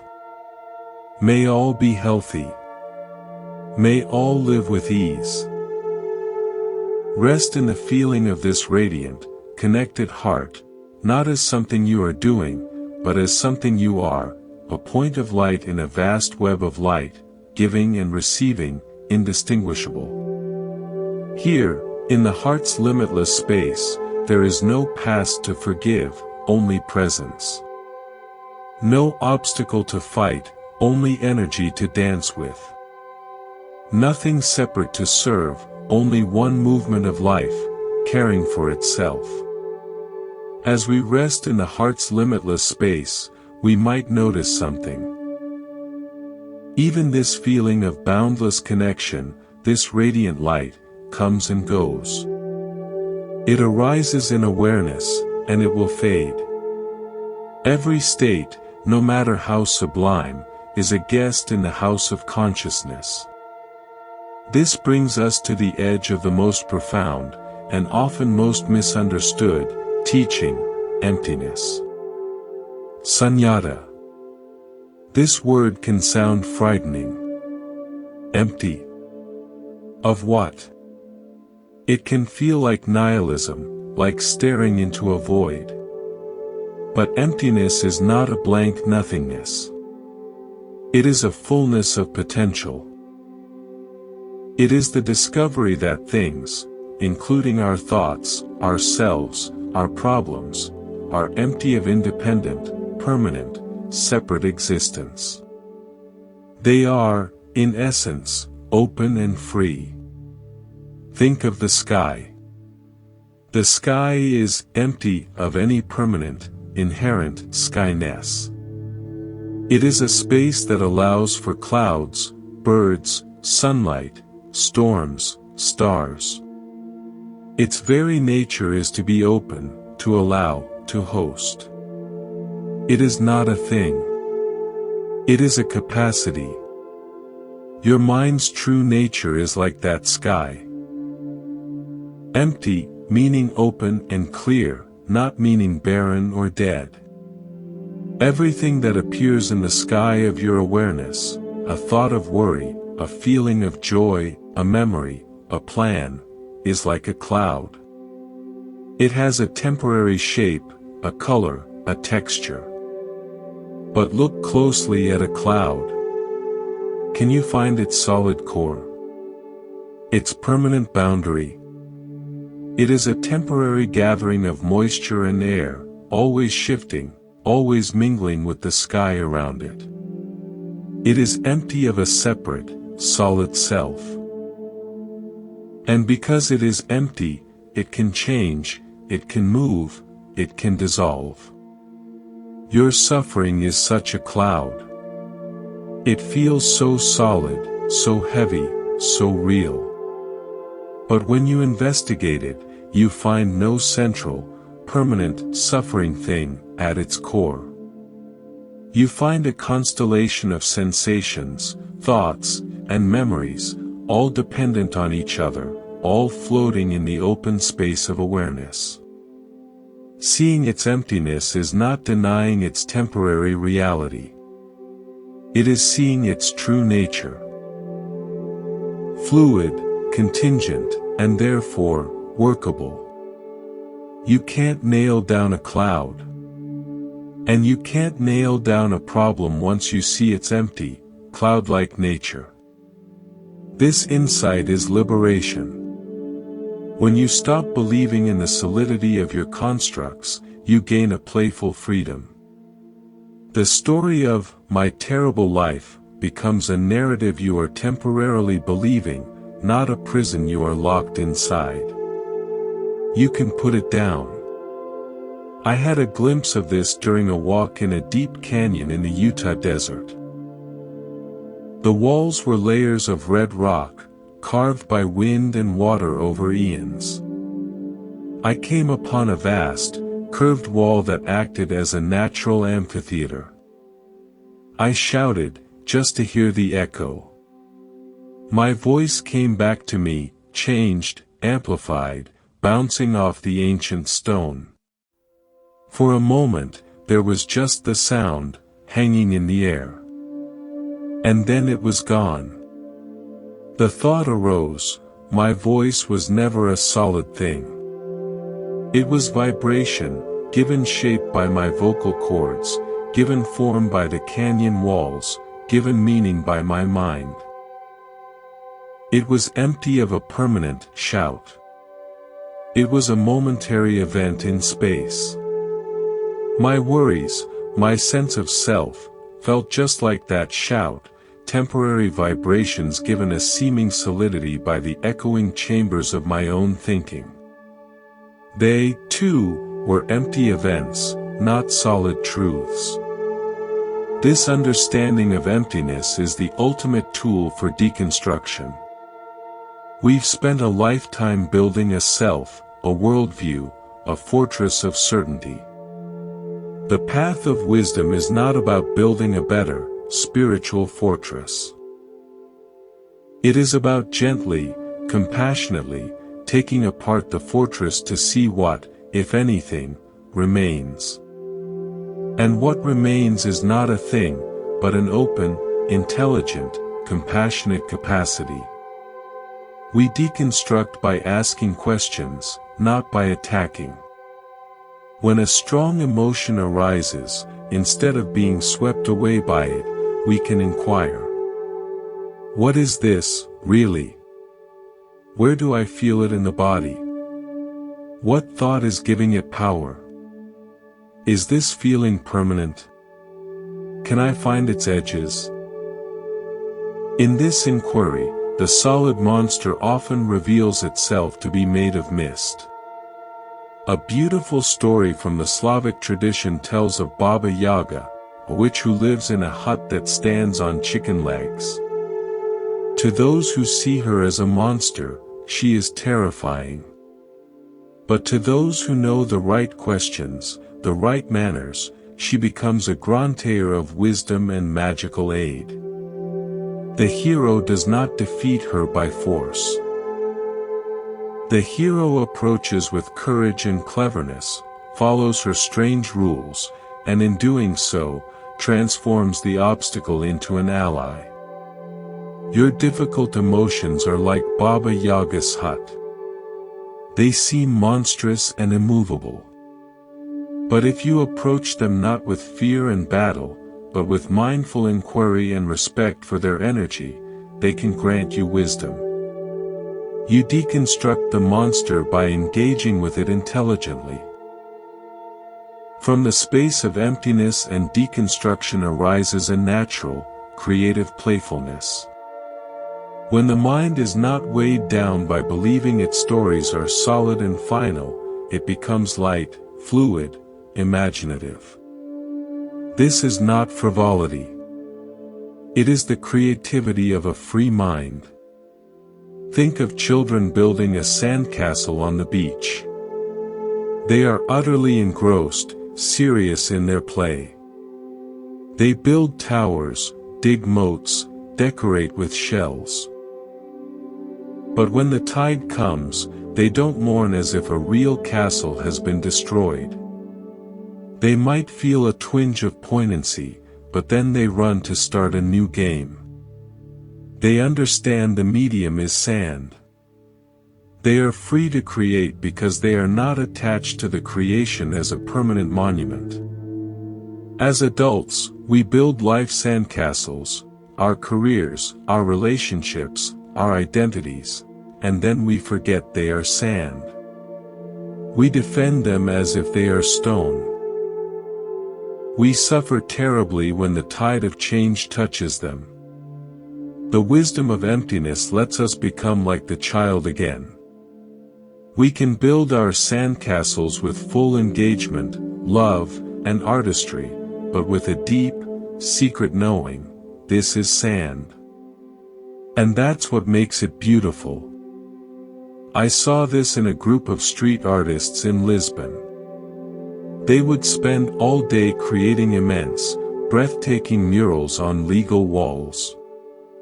The next week, they or other artists would paint over them to create new works. There was no museum, no permanence.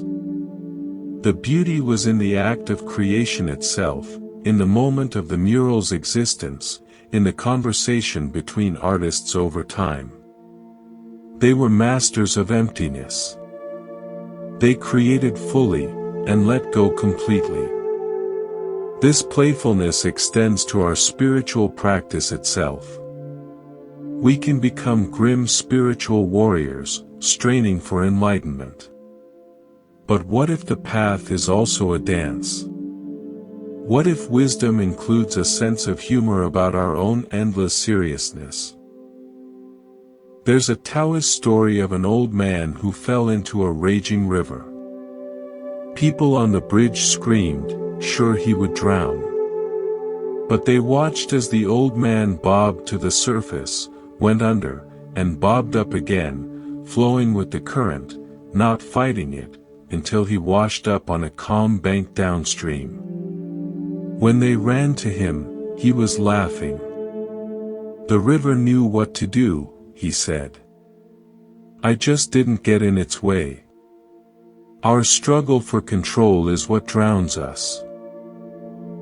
Sometimes, the most profound practice is to stop paddling frantically and see if the current of life itself knows how to carry us. From this playful, empty space, we can engage with one of life's great mysteries, beauty and art. Why does a piece of music move us to tears? Why does a landscape steal our breath? Art and beauty are direct transmissions of the truth of emptiness and interconnection. A great painting is not just pigment on canvas. It is an arrangement of form and color that points beyond itself to a feeling, a truth, a resonance with the structure of our own consciousness. When you are deeply moved by beauty, you momentarily forget your small, separate self. You are drawn out of your story and into a direct experience. You and the beautiful object exist in a relationship that feels whole, complete. That moment is a taste of non-separation, a glimpse of emptiness where the subject-object divide softens. You can make your whole life an art. Not in a grandiose way, but by bringing an artistic attention to whatever you do, cooking a meal, arranging a room, writing an email, listening to a friend. Art is intention meeting action with awareness. When you do this, you are not just completing a task, you are expressing the creativity of awareness itself. You are painting with the colors of the present moment. And this brings us to silence. In all this talk of play and creativity, silence is the foundational canvas. It is not the absence of sound, but a profound quality of presence. It is the emptiness that holds the music. We are addicted to noise, external noise and the internal noise of constant thinking. We fear silence, as if in the quiet we will disappear. But in silence, we meet what we truly are. Thoughts slow. The space between them widens. In that space, you are not your thoughts. You are the aware silence in which they happen. Try it now. For just 30 seconds, let there be no goal. Don't try to quiet your mind.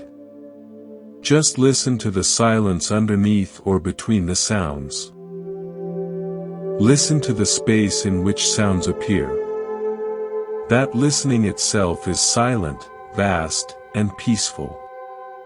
In many monastic traditions, there are periods of noble silence. This isn't a punishment. It is a gift. It is an opportunity to stop the constant outflow of speech and turn attention inward, to hear the deeper rhythms of one's own being and the world.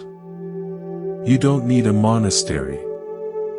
You can gift yourself moments of noble silence each day. While walking, while drinking tea, while looking out a window. In that silence, the world often speaks its deepest truths. I spent a winter once in a small cabin near a frozen lake. The silence at night was absolute, a physical presence. At first, it was unnerving. My mind chattered to fill it. But after days, the internal chatter began to settle into that outer silence.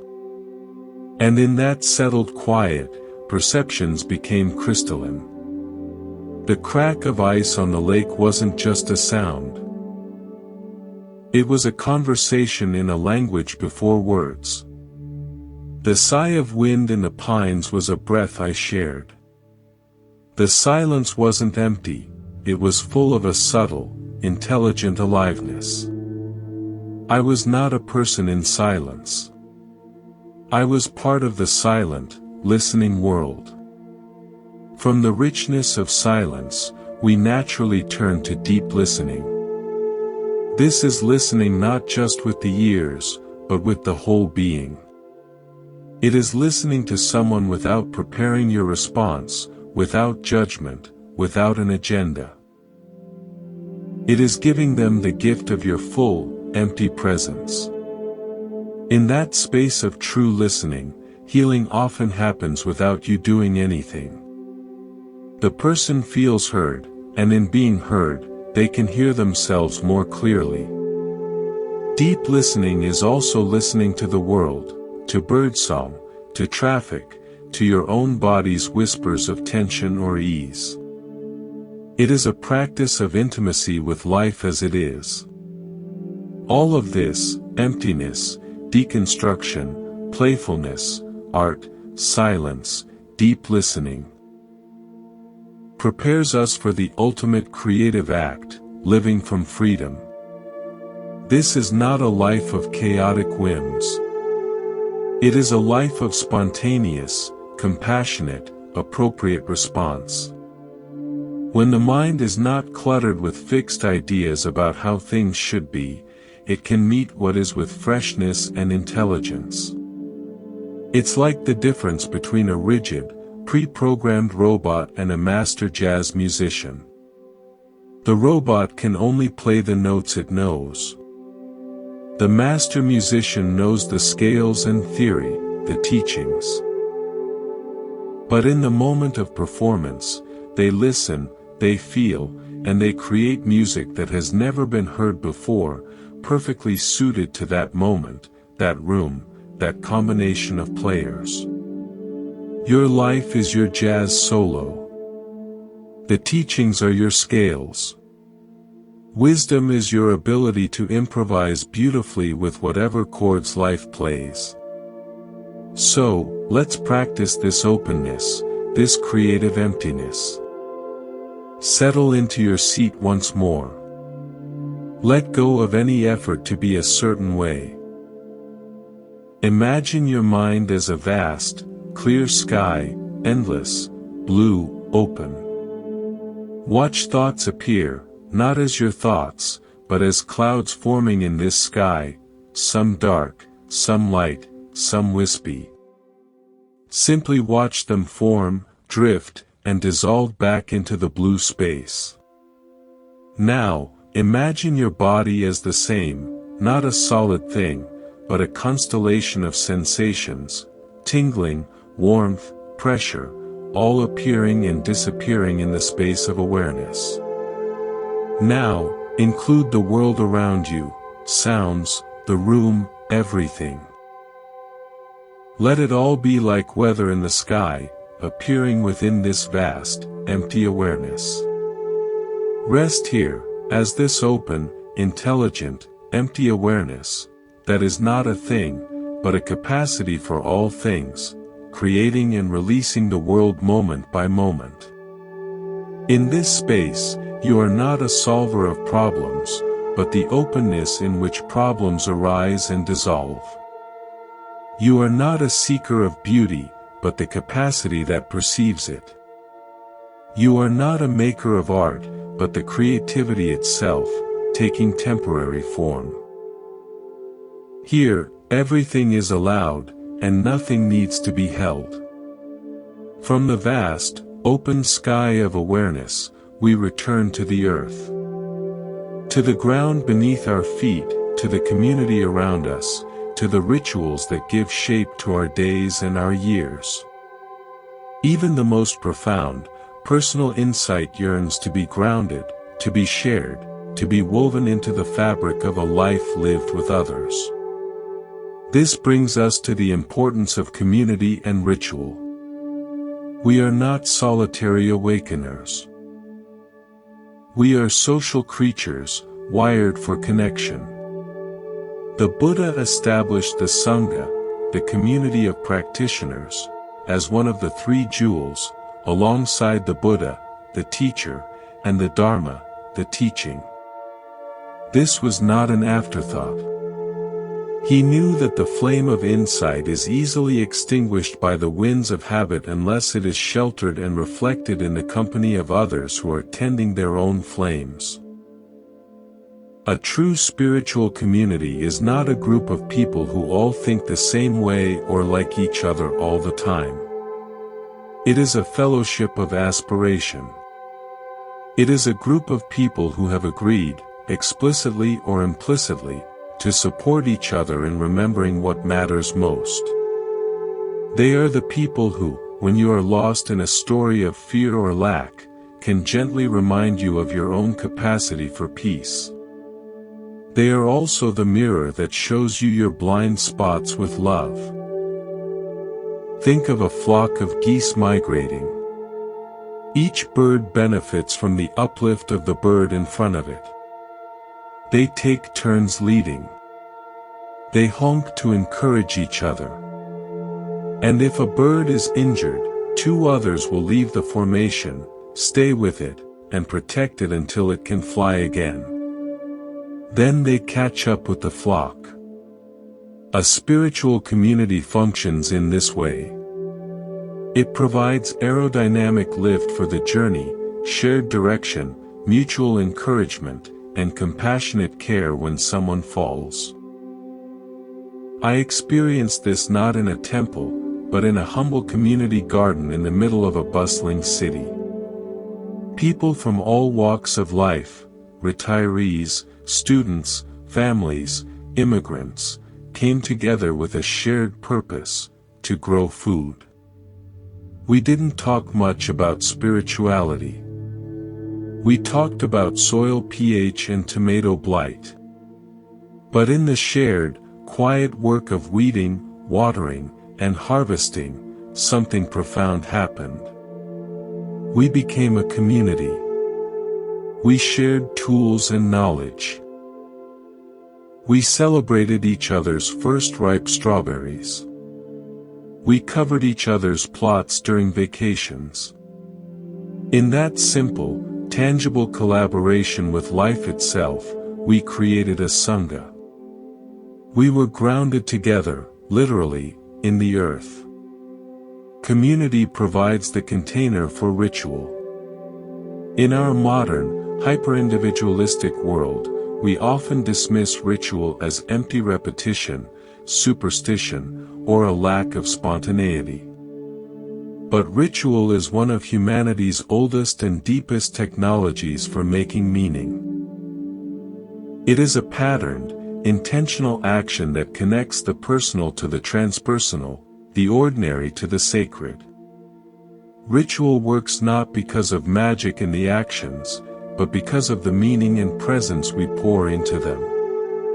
It creates a sacred groove in the chaos of life. Lighting a candle before you meditate is a ritual. It signals to your mind and body, now, we shift modes. Saying grace before a meal is a ritual of gratitude that transforms eating from consumption into communion. A weekly walk in nature can be a ritual of reconnection. Rituals mark the great thresholds of life: birth, coming of age, marriage, death. They give us a way to process what is too big for everyday language. They hold us when we are at the edge of our understanding. A funeral ritual doesn't undo grief, but it gives grief a form, a shared expression.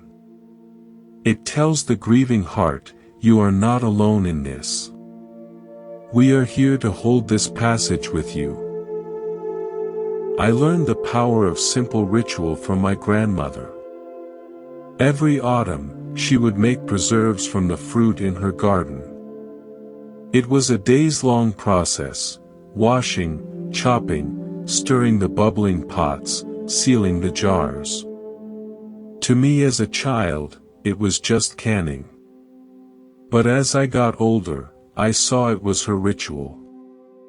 It was her way of honoring the abundance of summer, of preparing for the scarcity of winter, of pouring her care into something tangible that would nourish her family months later.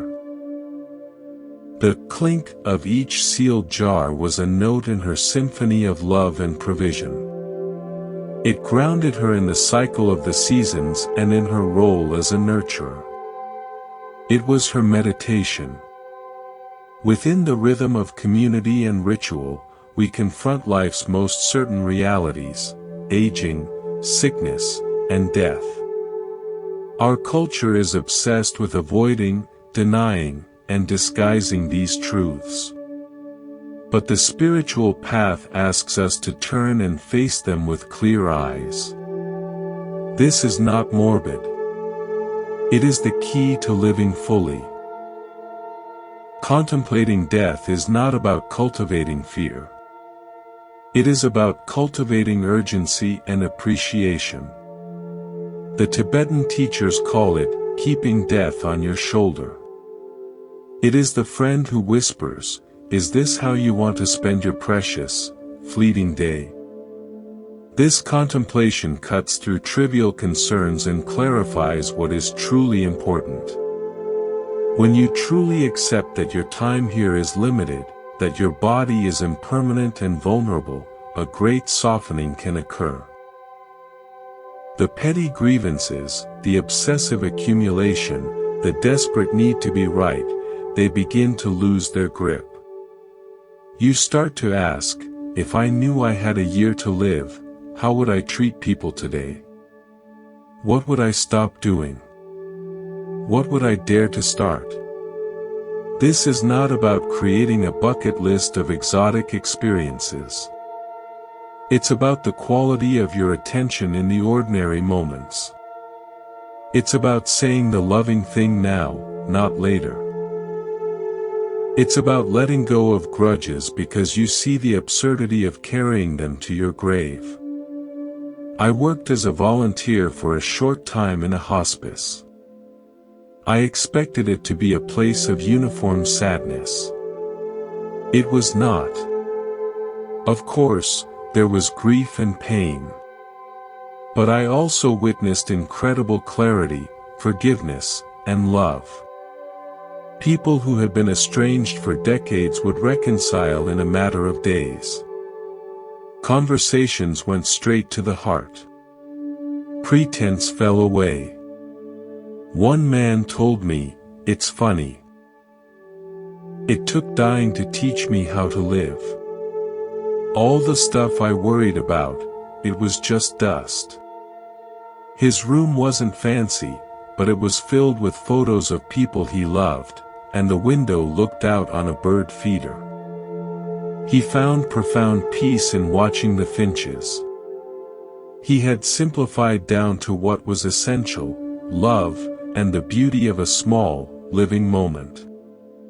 This contemplation naturally leads to a re-evaluation of legacy. What do you wish to leave behind? Not in terms of money or fame, but in terms of the quality of energy you have contributed to the world. Your legacy is the sum of your intentions and actions, the seeds you have planted in the hearts of others. It is the kindness you showed, the truth you spoke, the peace you cultivated within yourself that perhaps allowed others to feel more peaceful around you. Your most important legacy may be utterly invisible to history. It might be the time you listened patiently to a child, the encouragement you gave a friend, the way you handled a difficult situation with integrity instead of rage. These ripples continue long after you are gone.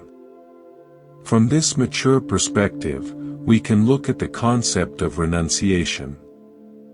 This word often conjures images of austere monks giving up all worldly pleasure. But renunciation, at its heart, is not about deprivation. It is about freedom of choice. It is the conscious, joyful letting go of what no longer serves your deepest values, to make space for what does. You renounce the third hour of mindless television not as a punishment, but to claim an hour for reading, creativity, or connection. You renounce gossip not because it's a sin, but because you see how it muddies your mind and harms community. You renounce the frantic pursuit of more status, more stuff, because you have tasted the peace of enough.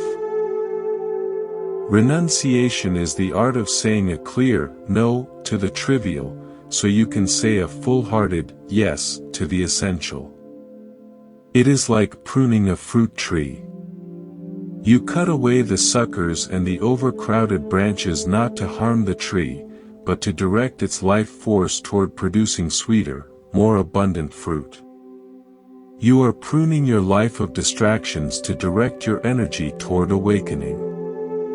All of this, community, ritual, contemplating life's cycles, considering legacy, conscious renunciation, grounds our spirituality in the messy, beautiful, human realm. It keeps us from floating off into abstract, disconnected spirituality. It roots wisdom in the soil of daily life.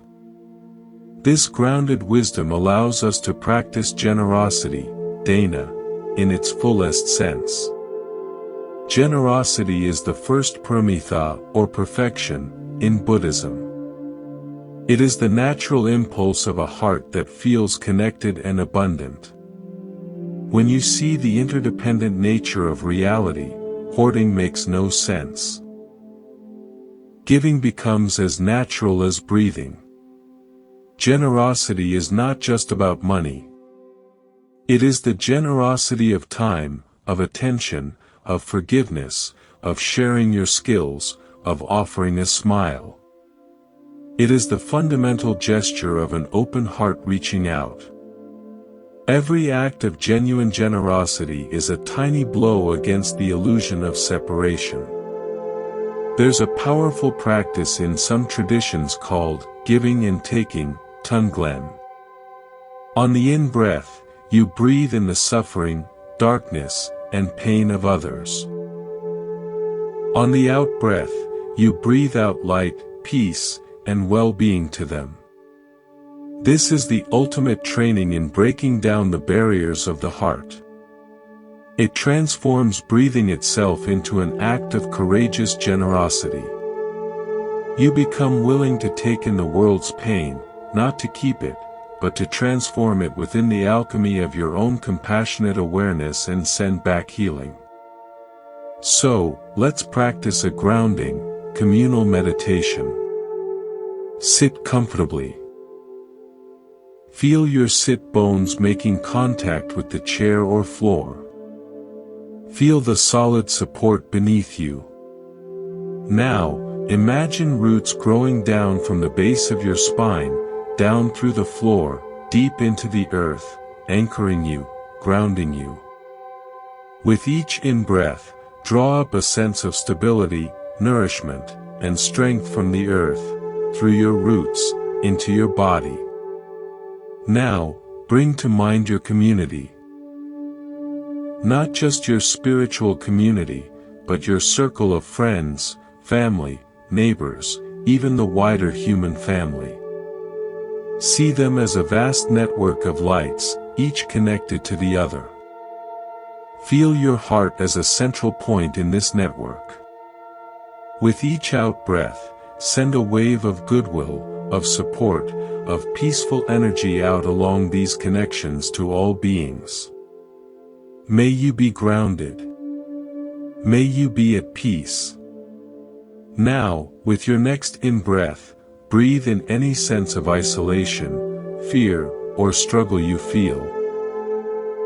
And with the out-breath, send relief and connection back out to the network.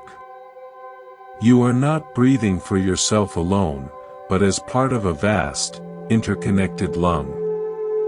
Rest in this felt sense of being a grounded, rooted node in a web of care, supported and supporting, giving and receiving in one continuous, natural flow. Here, spirituality is not an escape from the world, but a deeper, more compassionate engagement with it. You are a human being, fully alive in the cycle of birth and death, finding sacred meaning in shared rituals, offering your unique gift to the chorus of life, and preparing, with a peaceful heart, to return your borrowed elements to the great whole from which they came. From the grounded sense of community, we turn inward once more, but this time not to the realm of thought or heart, but to the immediate, living reality of the body. We have a mind. We have emotions. But we are a body. It is our primary vehicle for experience, our anchor in the present moment, and yet, for many of us, it is a source of confusion, judgment, or neglect. To walk a path of wholeness, we must make peace with this physical vessel and learn its profound, nonverbal language. We often treat our body like a machine, or worse, like an adversary. We push it, ignore its signals, criticize its appearance, and demand performance without giving it the deep listening it deserves. We live from the neck up, in a world of concepts, while the body holds a reservoir of wisdom beneath the level of words. It knows truth in the form of tension, ease, fatigue, and vitality. It is a direct expression of the energy of life, or prana, chi, lung, the vital force that animates all things. Begin by simply feeling your body now. Not the idea of your body, but the actual, direct sensations. The weight of your hands in your lap. The temperature of the air on your skin. The subtle pulse of blood. The rhythm of your breath moving the diaphragm, the ribs. This is not a meditation to achieve a special state. It is the simple act of coming home to where you already are. The body is a perfect teacher of impermanence. Sensations are always changing. An itch arises, stays for a moment, and is gone. A muscle tightens and releases. Hunger comes and goes. Even chronic pain has its waves and ebbs. By paying close attention to these sensations without judgment, you train in the fundamental truth of change. You learn to be with experience as a flow, not a fixed state. I learned this not from a yoga master, but from a physical therapist after a back injury. For months, I had been at war with my body, angry at its weakness, pushing through pain. She had me lie on a table and simply notice, with exquisite slowness, the difference between my right side and my left. Not to fix it, just to feel it. To notice the holding, the guarding. The body is telling a story of protection, she said. Your job is to listen, not to argue. As I learned to listen, the gripping began to soften on its own. The body, when heard, knows how to heal. My mind had been the obstacle. This leads us to the practice of rest. In a culture that glorifies burnout and busyness as badges of honor, rest is radical. It is not laziness. It is an essential nutrient for the soul. Rest is the space between the notes that makes the music. It is the fallow field that regains fertility. To rest deeply is to align with the natural rhythm of exertion and recovery that governs all of life. True rest is not collapsing in exhaustion from overdoing. It is a conscious, willing surrender. It is allowing yourself to be supported completely, by your bed, by the earth, by the moment, with no agenda. It is the practice of non-doing. In that fertile emptiness of rest, insights arise, the nervous system repairs, and creativity is reborn. There is a beautiful concept in Spanish, siesta. It's not just a nap. It is a sacred pause in the heat of the day, a collective agreement to stop, to rest, to be with family, to eat slowly. It is a ritual of restoration woven into the fabric of the culture. We can create our own daily siesta, even if it's just 5 minutes of closing our eyes and feeling the breath, or sitting and staring out a window without purpose. From deep rest comes balanced action. The energy that flows through the body is not meant to be stagnant, nor is it meant to be burned in frantic, scattered bursts. It is meant to move in graceful, purposeful waves. Balanced action is action that comes from a centered, rested place. It is effective without being exhausting. It is engaged without being identified. Think of a master carpenter. He doesn't slam the hammer with frantic force. He lets the weight of the hammer do the work, his arm a channel for a smooth, accurate transfer of energy. He is completely present with the nail, the wood, the swing. There is no wasted motion, no struggle. His action is an expression of mindfulness. We can approach our daily tasks, typing an email, washing dishes, having a conversation, with this same quality of embodied, present moment action. This requires us to become sensitive to our own energy cycles. We are not machines with constant output. We have natural rhythms, circadian, ultradian, seasonal. There are times of day when we are sharp and times when we are slow. There are seasons for outward expansion and seasons for inward reflection. Fighting these cycles is like swimming against a current. Flowing with them is the essence of ease. Track your own energy for a week. Notice when you feel naturally alert and when you feel a dip. Honor the dip with a short rest instead of fueling it with caffeine and willpower. Align demanding tasks with your peak times. This is not self-indulgence, it is working in harmony with your natural design, which is the heart of sustainability. In traditional Chinese medicine, this is the wisdom of living in accordance with the Tao, the natural way. It is observed in the balance of yin, receptive, cool, dark, quiet, and yang, active, warm, bright, loud. Health is a dynamic balance between these two forces.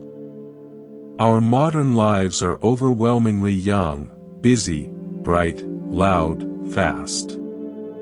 We suffer from a deficit of yin.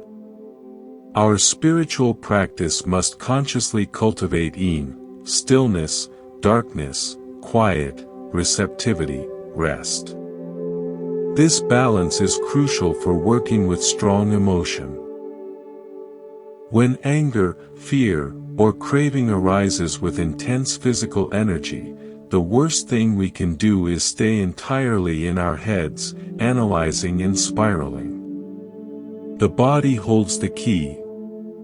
The emotion is not just a thought, it is a constellation of sensations. By dropping our attention from the story, "He wronged me," to the bodily sensation, heat in the chest, clenched jaw, quickened pulse, we ground the energy. We feel the fire of anger as pure sensation, not as justification for action. In that grounding, we create a gap. We can feel the energy without being compelled to act it out violently. The energy, when met with awareness, can often transmute. The fire of anger can become the fierce energy to set a healthy boundary, the flutter of anxiety can become the alert energy for careful preparation. I saw this taught powerfully in a martial arts dojo, not through talking, but through form. Students practiced kata, precise, slow, choreographed movements. The instructor would say, "The anger is here," pointing to a tight shoulder. Let the movement flow through it. Don't block the energy, give it this shape. The emotional energy was not denied, it was channeled into disciplined, beautiful motion. We can do the same. The energy of irritation can be channeled into vigorously cleaning a drawer. The energy of grief can be channeled into a long, mindful walk. Give the energy a conscious shape, and it becomes creative force rather than destructive turmoil. All of this somatic awareness, listening to the body, resting deeply, acting from balance, flowing with cycles, grounding emotion, prepares us for the deepest form of intimacy, presence in relationship. So much of our conflict with others comes from being absent. We are physically with someone but mentally elsewhere, rehearsing our response, judging, or daydreaming. The greatest gift we can give anyone is our full, embodied attention. When you are fully present with another person, you listen not just to their words, but to the tone, the pauses, the energy behind the words. You notice their body language. This deep listening creates a field of safety where real meeting can happen. It's not about having the right answer.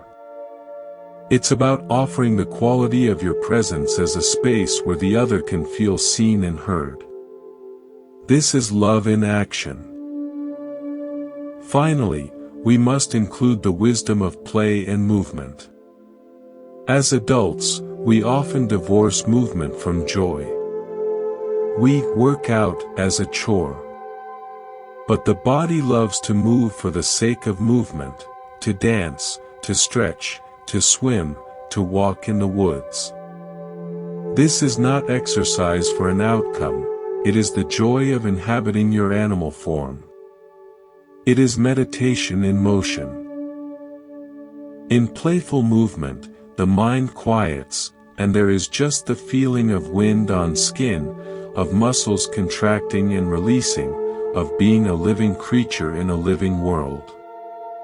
So, let's engage in a practice of full, grateful embodiment. Lie down on your back if you can, or sit very comfortably.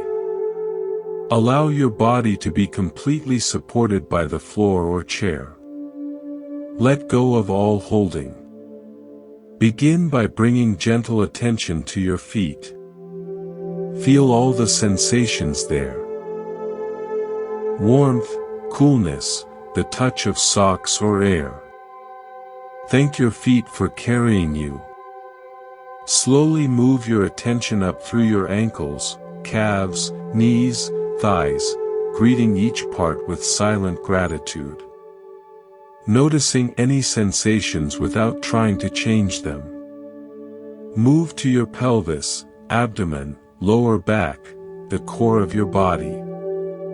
Feel the gentle rise and fall with the breath here. Move to your chest, upper back, shoulders. Allow the shoulders to soften, to release any weight they are holding.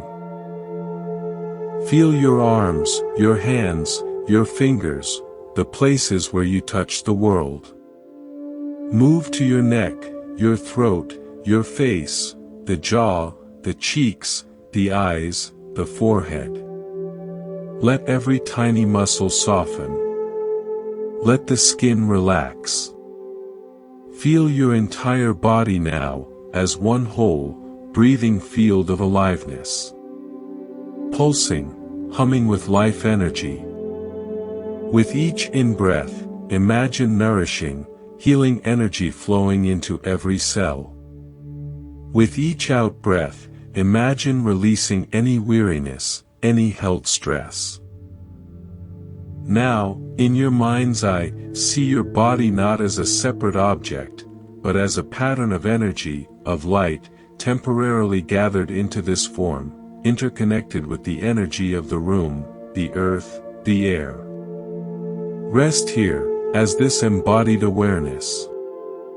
Not a mind in a body, but awareness expressed as this body, alive, sensitive, and at peace. Here, spirituality is not transcending the physical. It is fully inhabiting it with reverence, listening to its wisdom, balancing its energies, and offering its vitality as a gift of presence to the world. From the grounded, felt reality of the body, we turn our attention to the architect of so much of our suffering and our joy, the thinking mind. We live in a stream of thought, a constant internal narration. We believe these thoughts are who we are, and we believe they tell us the truth about reality. But what if they are something else? What if they are tools, like senses, useful, but not the masters of our house?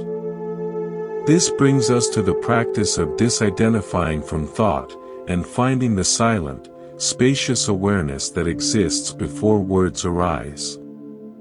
Most of our thoughts are not deliberate, creative acts. They are mental habits, grooves worn deep by repetition. Worry about the future. Replaying past conversations. Judging ourselves and others. These are not fresh, intelligent responses to the present moment. They are recycled energy, the mind's default noise. They are like a radio that was left on in an empty room, playing the same few songs on a loop. We can begin by simply noticing the quality of thought, not just its content. Is it repetitive? Is it fearful? Is it planning? Is it remembering? Notice how thoughts arise seemingly out of nowhere, play out their little scene, and fade away, only to be replaced by another. You are not choosing most of them. They are happening to you, or rather, within the field of your awareness. The next layer is seeing the storytelling function of the mind. The mind is a meaning-making machine. It takes a bare sensation, a tightness in the stomach, and weaves a whole epic around it. This is anxiety. I'm getting sick. What if it's serious? I have that meeting tomorrow. I won't be able to perform. They'll think I'm incompetent. From a flutter of sensation, entire novel of catastrophe is authored in seconds. This is papanka, mental proliferation. The Buddha identified it as a primary source of suffering. The first arrow is the sensation. The second, third, and 100th arrows are the stories we shoot at it. The practice is to catch the story at its beginning. To notice the leap from sensation to narrative. Ah, here is a sensation of tightness. And here is the mind starting to tell a story about it. In that noticing, a space opens. You are no longer inside the story. You are the one observing the story being told. I had a powerful lesson in this from watching a master falconer. He worked with a young bird that was all raw, instinctual energy, fear, aggression, hunger. The bird would see a movement and immediately become the reaction, to flee or to strike. The falconer's job was not to punish the bird, but to train its attention. With immense patience, he would sit with the bird on his gloved hand for hours, letting it simply observe the world without acting. He called it manning. The bird learned to see a leaf rustle, or a dog bark, without its whole nervous system triggering into a survival story. It learned there was a space between the stimulus and its own internal reaction. It learned it could choose its response. Our mind is that young bird. Meditation is the process of manning the mind, teaching it to observe the rustle of thoughts without immediately becoming them. This space between stimulus and response is where our power and freedom lie. It is the birthplace of conscious choice. When you are identified with your thoughts, you are on autopilot. When you see thoughts as objects in awareness, you regain the helm. From here, we can look at the nature of belief. We carry a suitcase full of beliefs, about ourselves, about others, about how the world works. I'm not good enough. People can't be trusted. Life is a struggle. We treat these beliefs as facts, as the unchanging backdrop of reality. But are they? Or are they just very old, very familiar thoughts that we have forgotten we are thinking? A belief is a thought you've stopped questioning. The work of wisdom is to take these beliefs out of the suitcase, hold them up to the light of present moment inquiry, and ask, is this absolutely true? Is it true right now? What is the evidence against it? What would my life be like if I didn't hold this belief? This is not about positive thinking. It's about investigative thinking.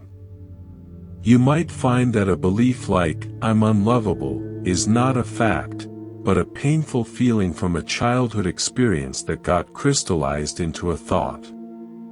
Seeing it as a historical artifact, not a present truth, loosens its grip. This deconstruction of belief naturally leads to beginner's mind, Shoshin in Zen. This is the mind that is free of preconceptions, open to wonder, ready to see everything as if for the first time.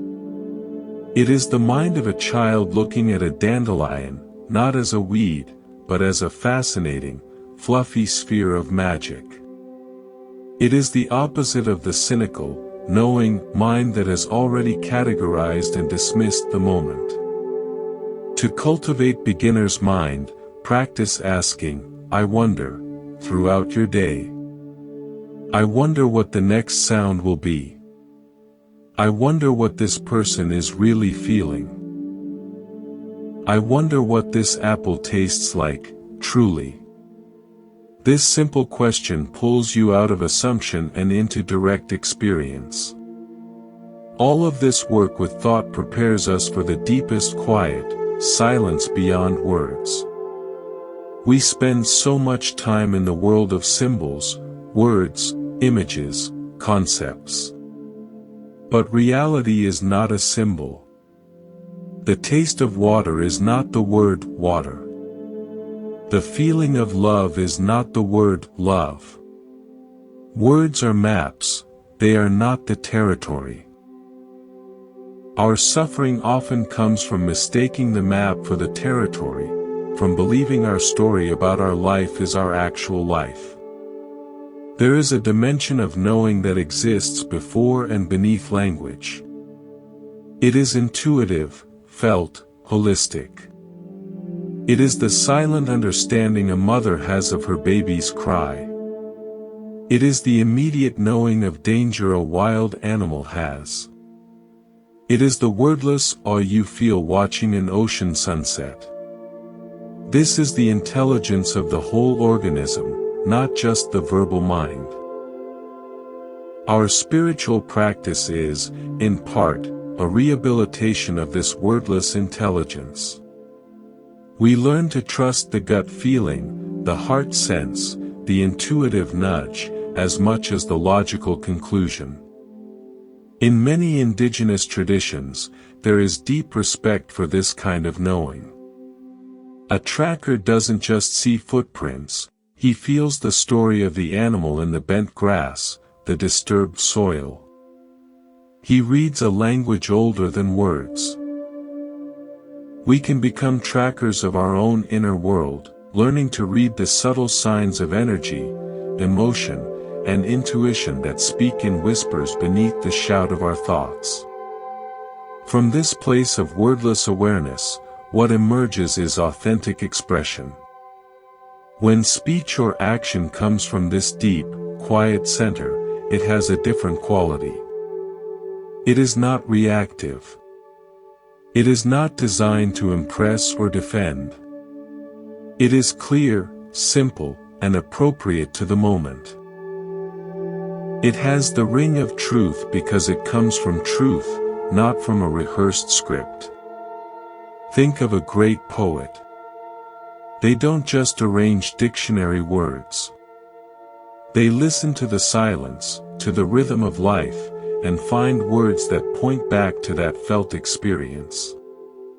Their art is to use words to transcend words.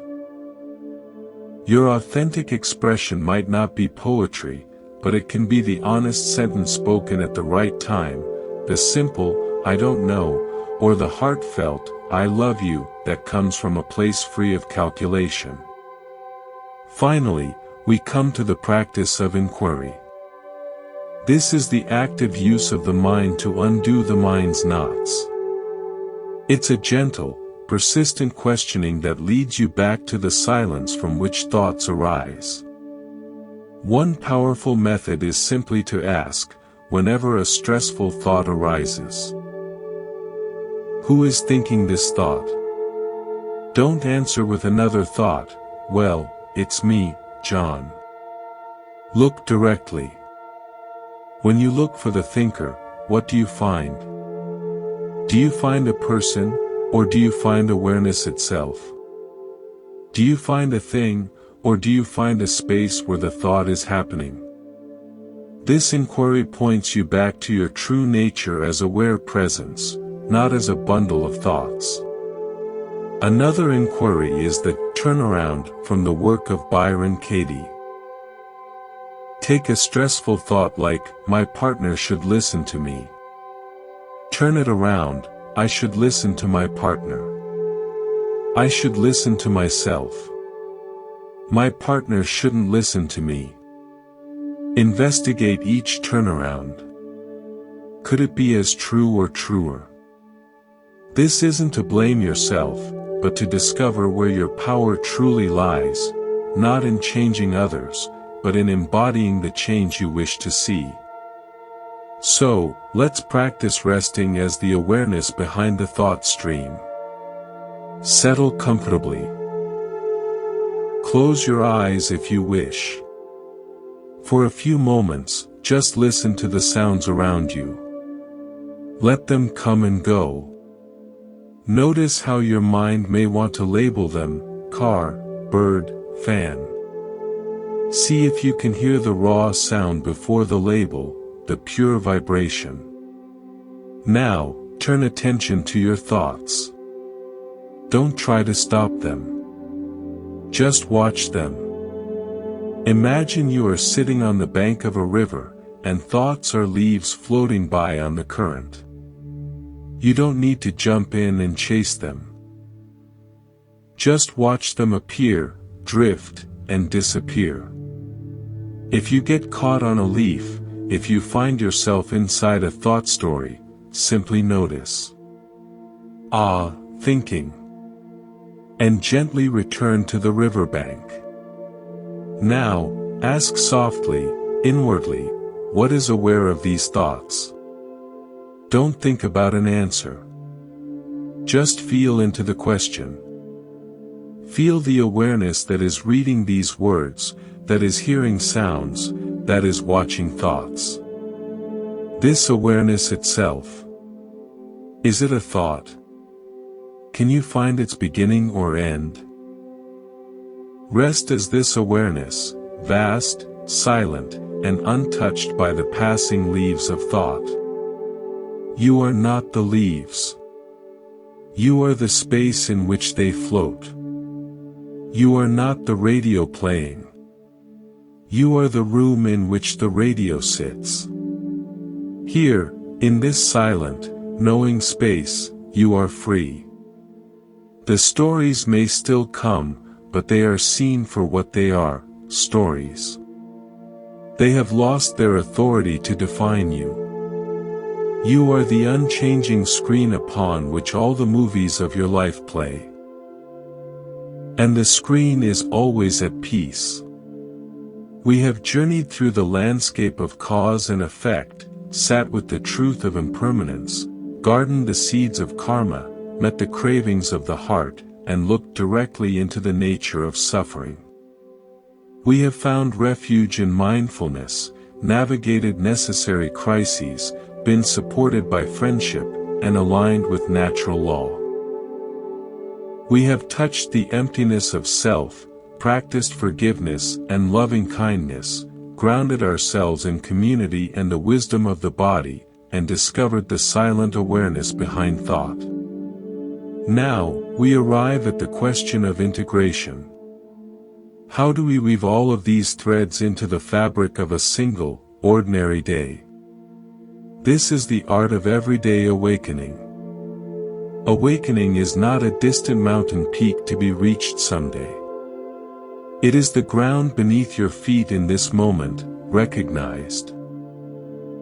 It is the quality of attention you bring to your morning coffee, to your commute, to a difficult work email, to the smile of a stranger.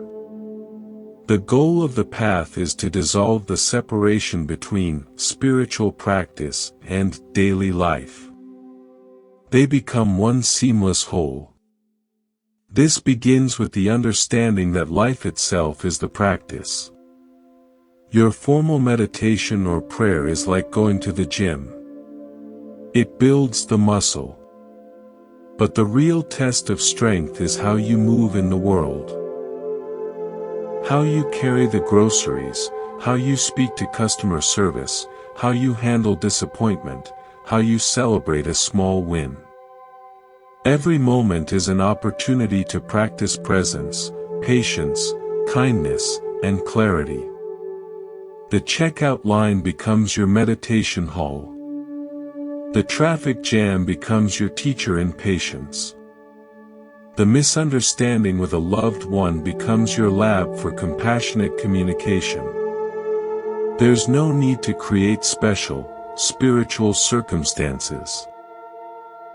The raw material of your awakening is your actual life, exactly as it is, with all its irritations and its joys. A key to this is micro-practices. These are tiny, almost invisible applications of wisdom that can be woven into the busiest day.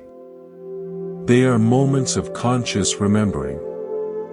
The pause before reacting. When you feel a surge of irritation, instead of speaking or acting immediately, take one conscious breath. Just one. That breath creates the space where a wiser response can emerge. Gratitude at thresholds. When you walk through a doorway, into your home, your office, a different room, let it be a trigger to pause and feel one thing you are grateful for in that moment. Sacred attention to a chore. Choose one mundane task each day, brushing your teeth, washing a dish, tying your shoes, and do it with your full, loving attention, as if it were a sacred ritual. The listening pause. In conversation, consciously pause for 2 seconds after the other person finishes speaking before you respond. This honors their words and allows your response to come from listening, not from waiting for your turn to talk. These micro-practices are like dropping dye into a stream of water. A single drop seems to vanish, but it subtly colors the entire flow. They retrain your nervous system toward presence. From this ground of integrated practice grows wise discernment. This is the ability to see clearly what is happening and to choose the most appropriate, compassionate, and skillful response. It is not following rigid rules.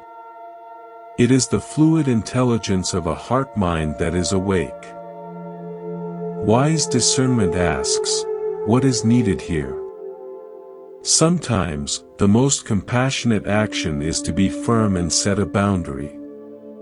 Sometimes, it is to soften and yield. Sometimes, it is to speak. Sometimes, it is to remain silent.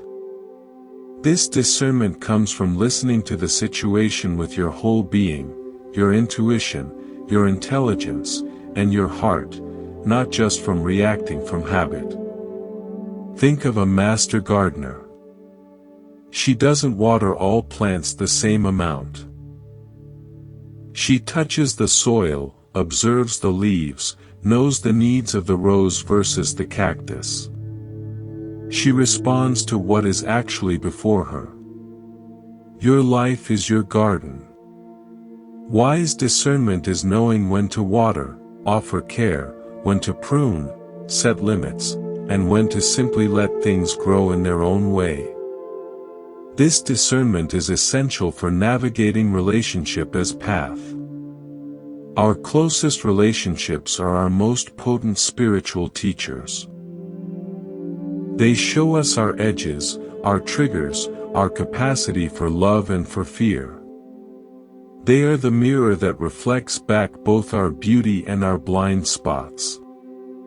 Instead of seeking a perfect, conflict-free relationship, we can see relationship as a shared practice. It is a collaborative sculpture, a dance where two people support each other's awakening. This means having the courage to be authentic, to speak truth with kindness, to listen deeply, and to take responsibility for your own reactions instead of blaming your partner for them. It means celebrating each other's growth and offering compassion during each other's contractions. The spiritual work in a relationship often happens in the unglamorous moments, choosing to breathe instead of retaliating, saying, "I'm sorry," without reservation, asking, "What are you feeling?" When you'd rather be right. I remember an elderly couple I knew in a small coastal town in Maine. They had been married for over 60 years. I asked their secret. The husband smiled and said, "Well, we made a deal early on. This marriage is our boat. When a storm comes, and storms always come, we don't blame the boat. We don't jump out. We batten down the hatches together and steer through it. The storm isn't the problem. Abandoning ship is." Their relationship was their shared path, their vessel for navigating the sea of life. They saw every difficulty as a shared challenge to meet, not a reason to separate. As we integrate practice into daily life and relationships, we naturally develop a sense of humor and lightness. Spiritual maturity is not perpetual solemnity. It includes the ability to not take yourself so terribly seriously. To laugh at your own contradictions, your own falls from grace, your own endless capacity to get caught in the same old story. This laughter is not cynical. It is the laughter of recognition, of seeing the human predicament with affectionate eyes. It is a release of tension, a return to humility. A Sufi story tells of Mullah Nasruddin, who was found searching on his hands and knees under a street lamp. A friend asked, "Mullah, what did you lose?" "My house key," Nasruddin replied. The friend got down to help look. After a long time with no success, the friend asked, "Are you sure you lost it here?" Nasruddin said, "Oh, no. I lost it in my house." "Then why are you looking out here?" the friend exclaimed. Nasruddin replied, "Because the light is better out here." We often look for happiness, peace, and solutions in the well-lit places of external achievement and circumstance, when what we've lost, our sense of wholeness, is actually inside, in the darker, more intimate quarters of our own being. The story is funny because we see ourselves in this rodent's foolishness. That laughter can crack open a new possibility, to stop searching frantically under the wrong street lamp, and to have the courage to go back inside. This lightness allows us to hold everything more gently, including our spiritual aspirations. We practice diligently, but we hold the results lightly. We care deeply, but we are not crushed by outcomes.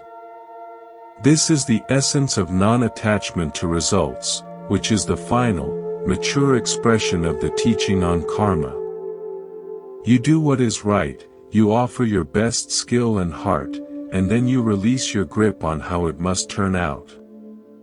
You trust the larger process.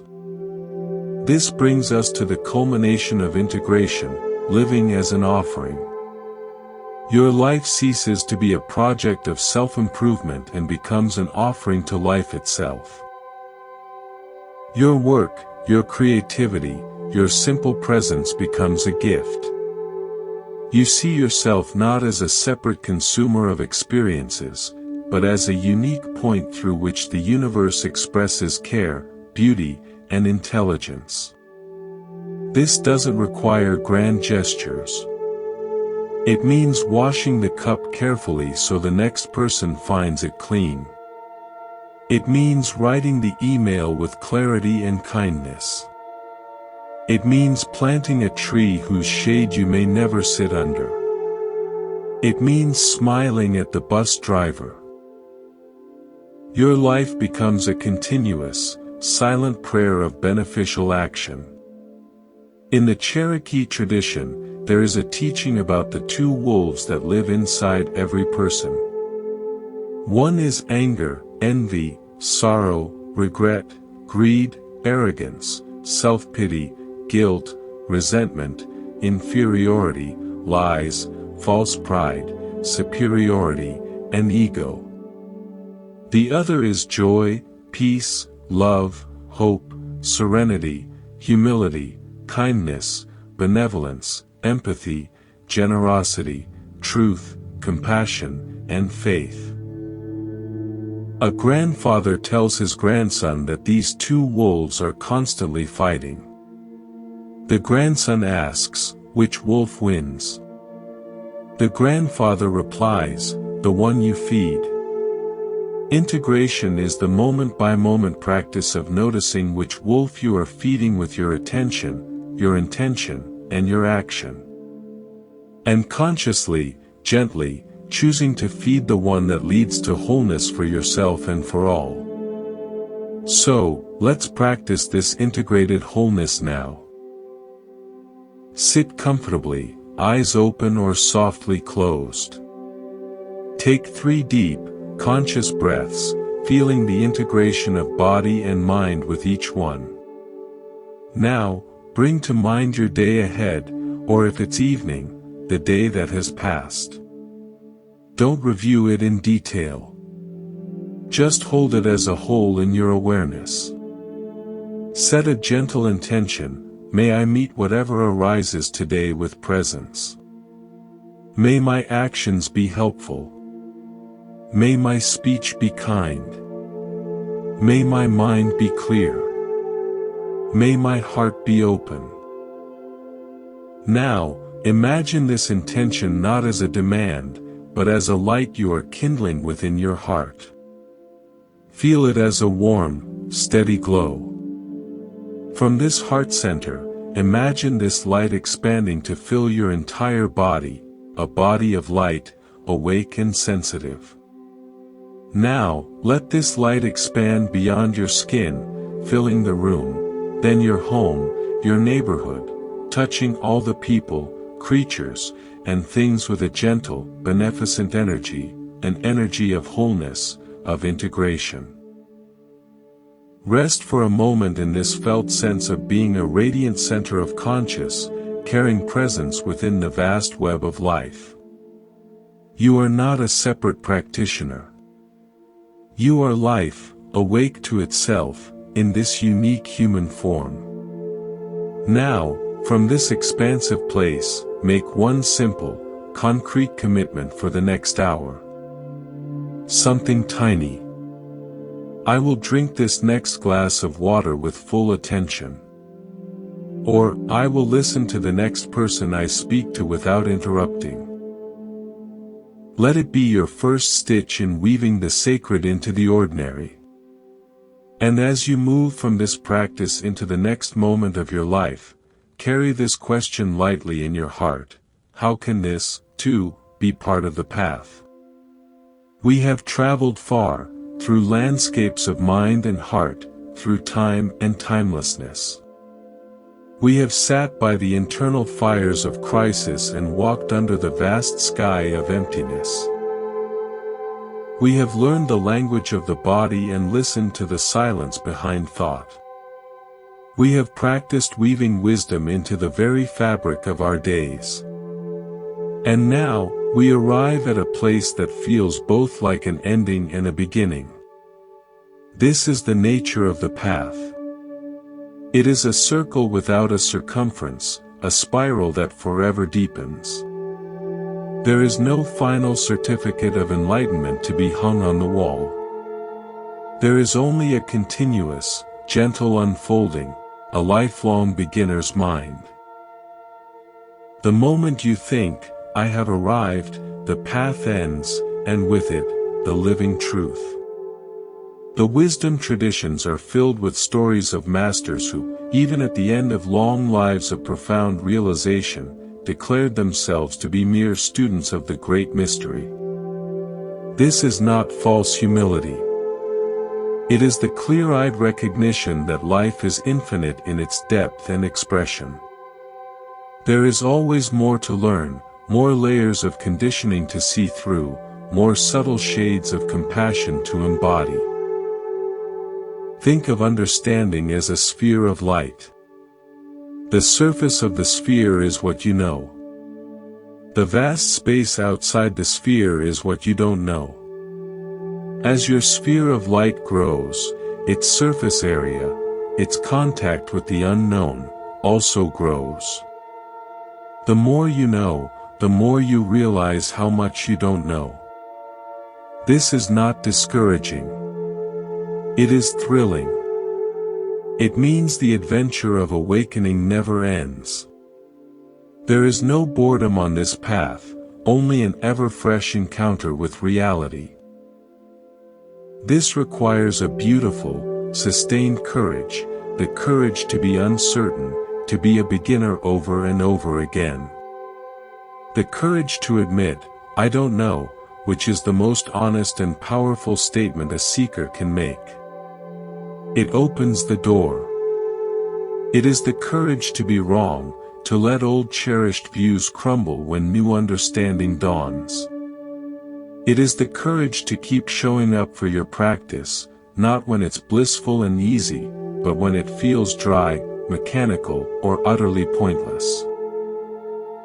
That is when the deepest roots are growing, unseen.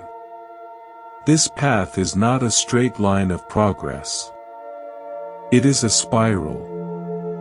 You will revisit the same lessons, patience, letting go, forgiveness, but each time from a slightly higher vantage point, with a little more grace, a little less resistance. What felt like an immense struggle years ago may now be a gentle sigh of release. Don't mistake circling for stagnation. You are climbing a spiral staircase. The view keeps changing. From this perspective of the endless path, the idea of perfection falls away completely. The goal is not to become a perfectly peaceful, always compassionate, never perturbed saint. The goal is to become a whole, integrated human being, flawed, tender, capable of great love and occasional confusion, resilient, and real. Your stumbles are not failures, they are data. They show you where the ice is still thin, where more understanding is needed. Welcome them as teachers. The Japanese have a term, kintsugi, as we've touched on, but there's a related concept in the art of the sword, the hamon, the visible temper line on the blade.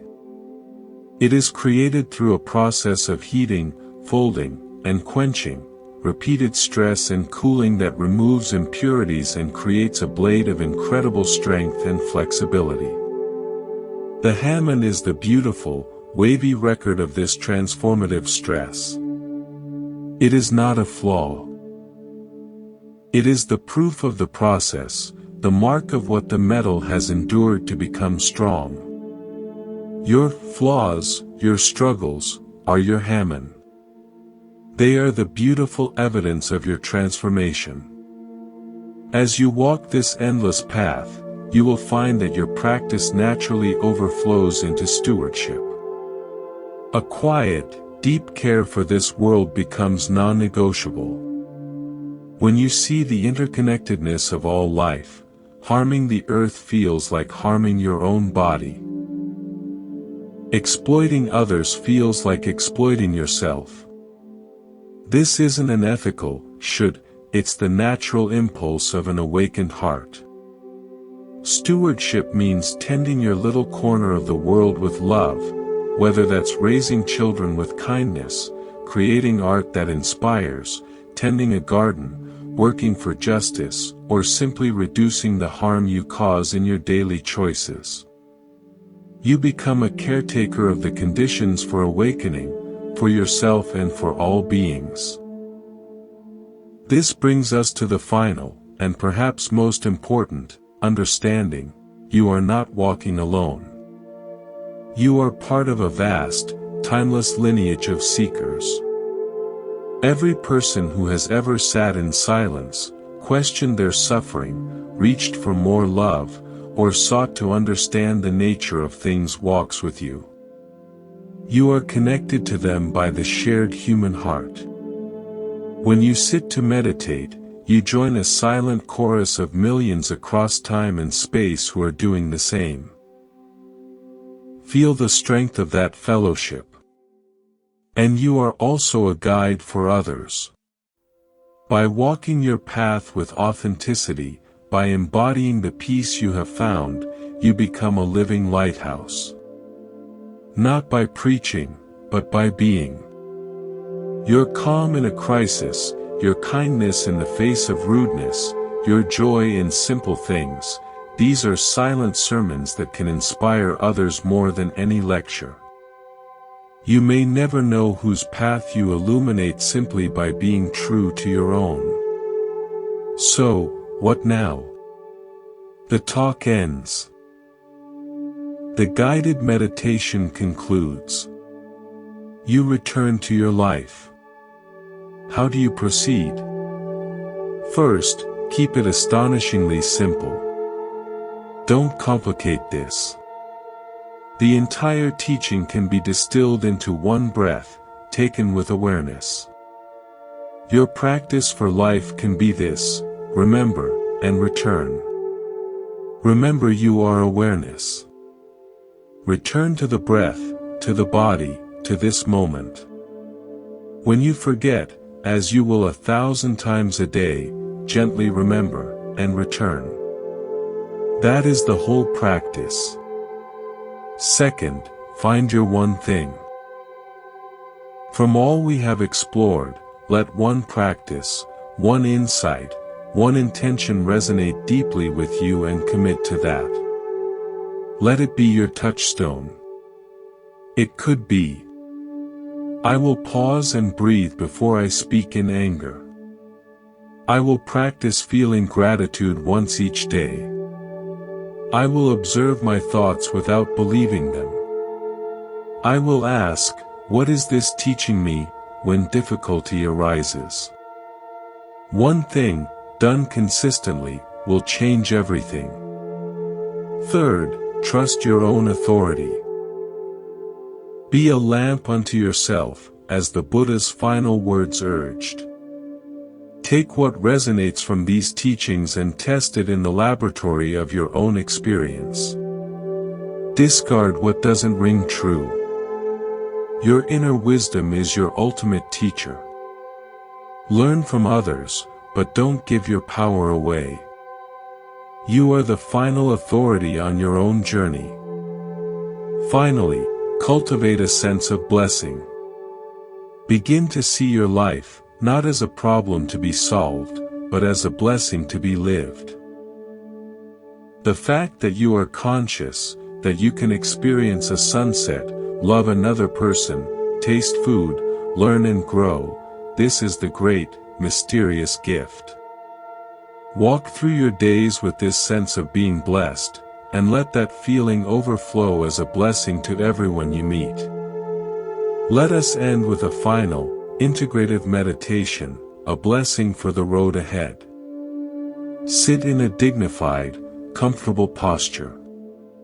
Gently close your eyes. Bring to mind every insight, every moment of peace, every challenging realization you have encountered during our time together. See them not as separate lessons, but as colors blending together into a single, radiant light in the center of your being. Feel this light as your own awakened heart-mind. Now, from this center, send this light inward, to every cell of your body, bathing yourself in acceptance and peace. May I be well. May I be happy. May I be free.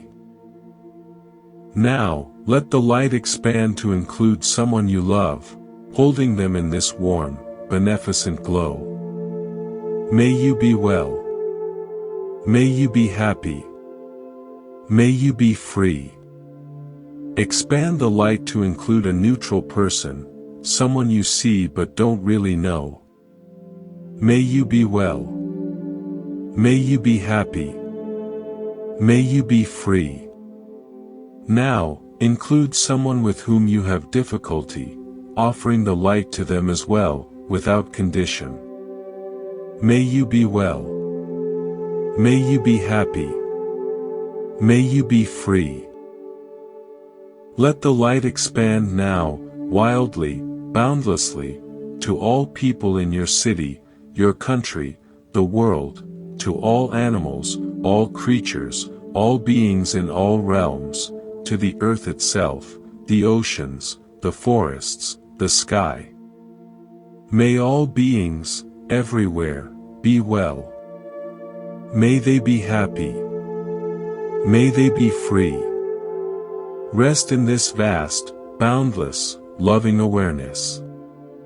You are not sending the light out from a small self. You are the light, and all beings are included within it. This is your true nature. Slowly, gently, bring your awareness back to your body in the room. Feel the air on your skin.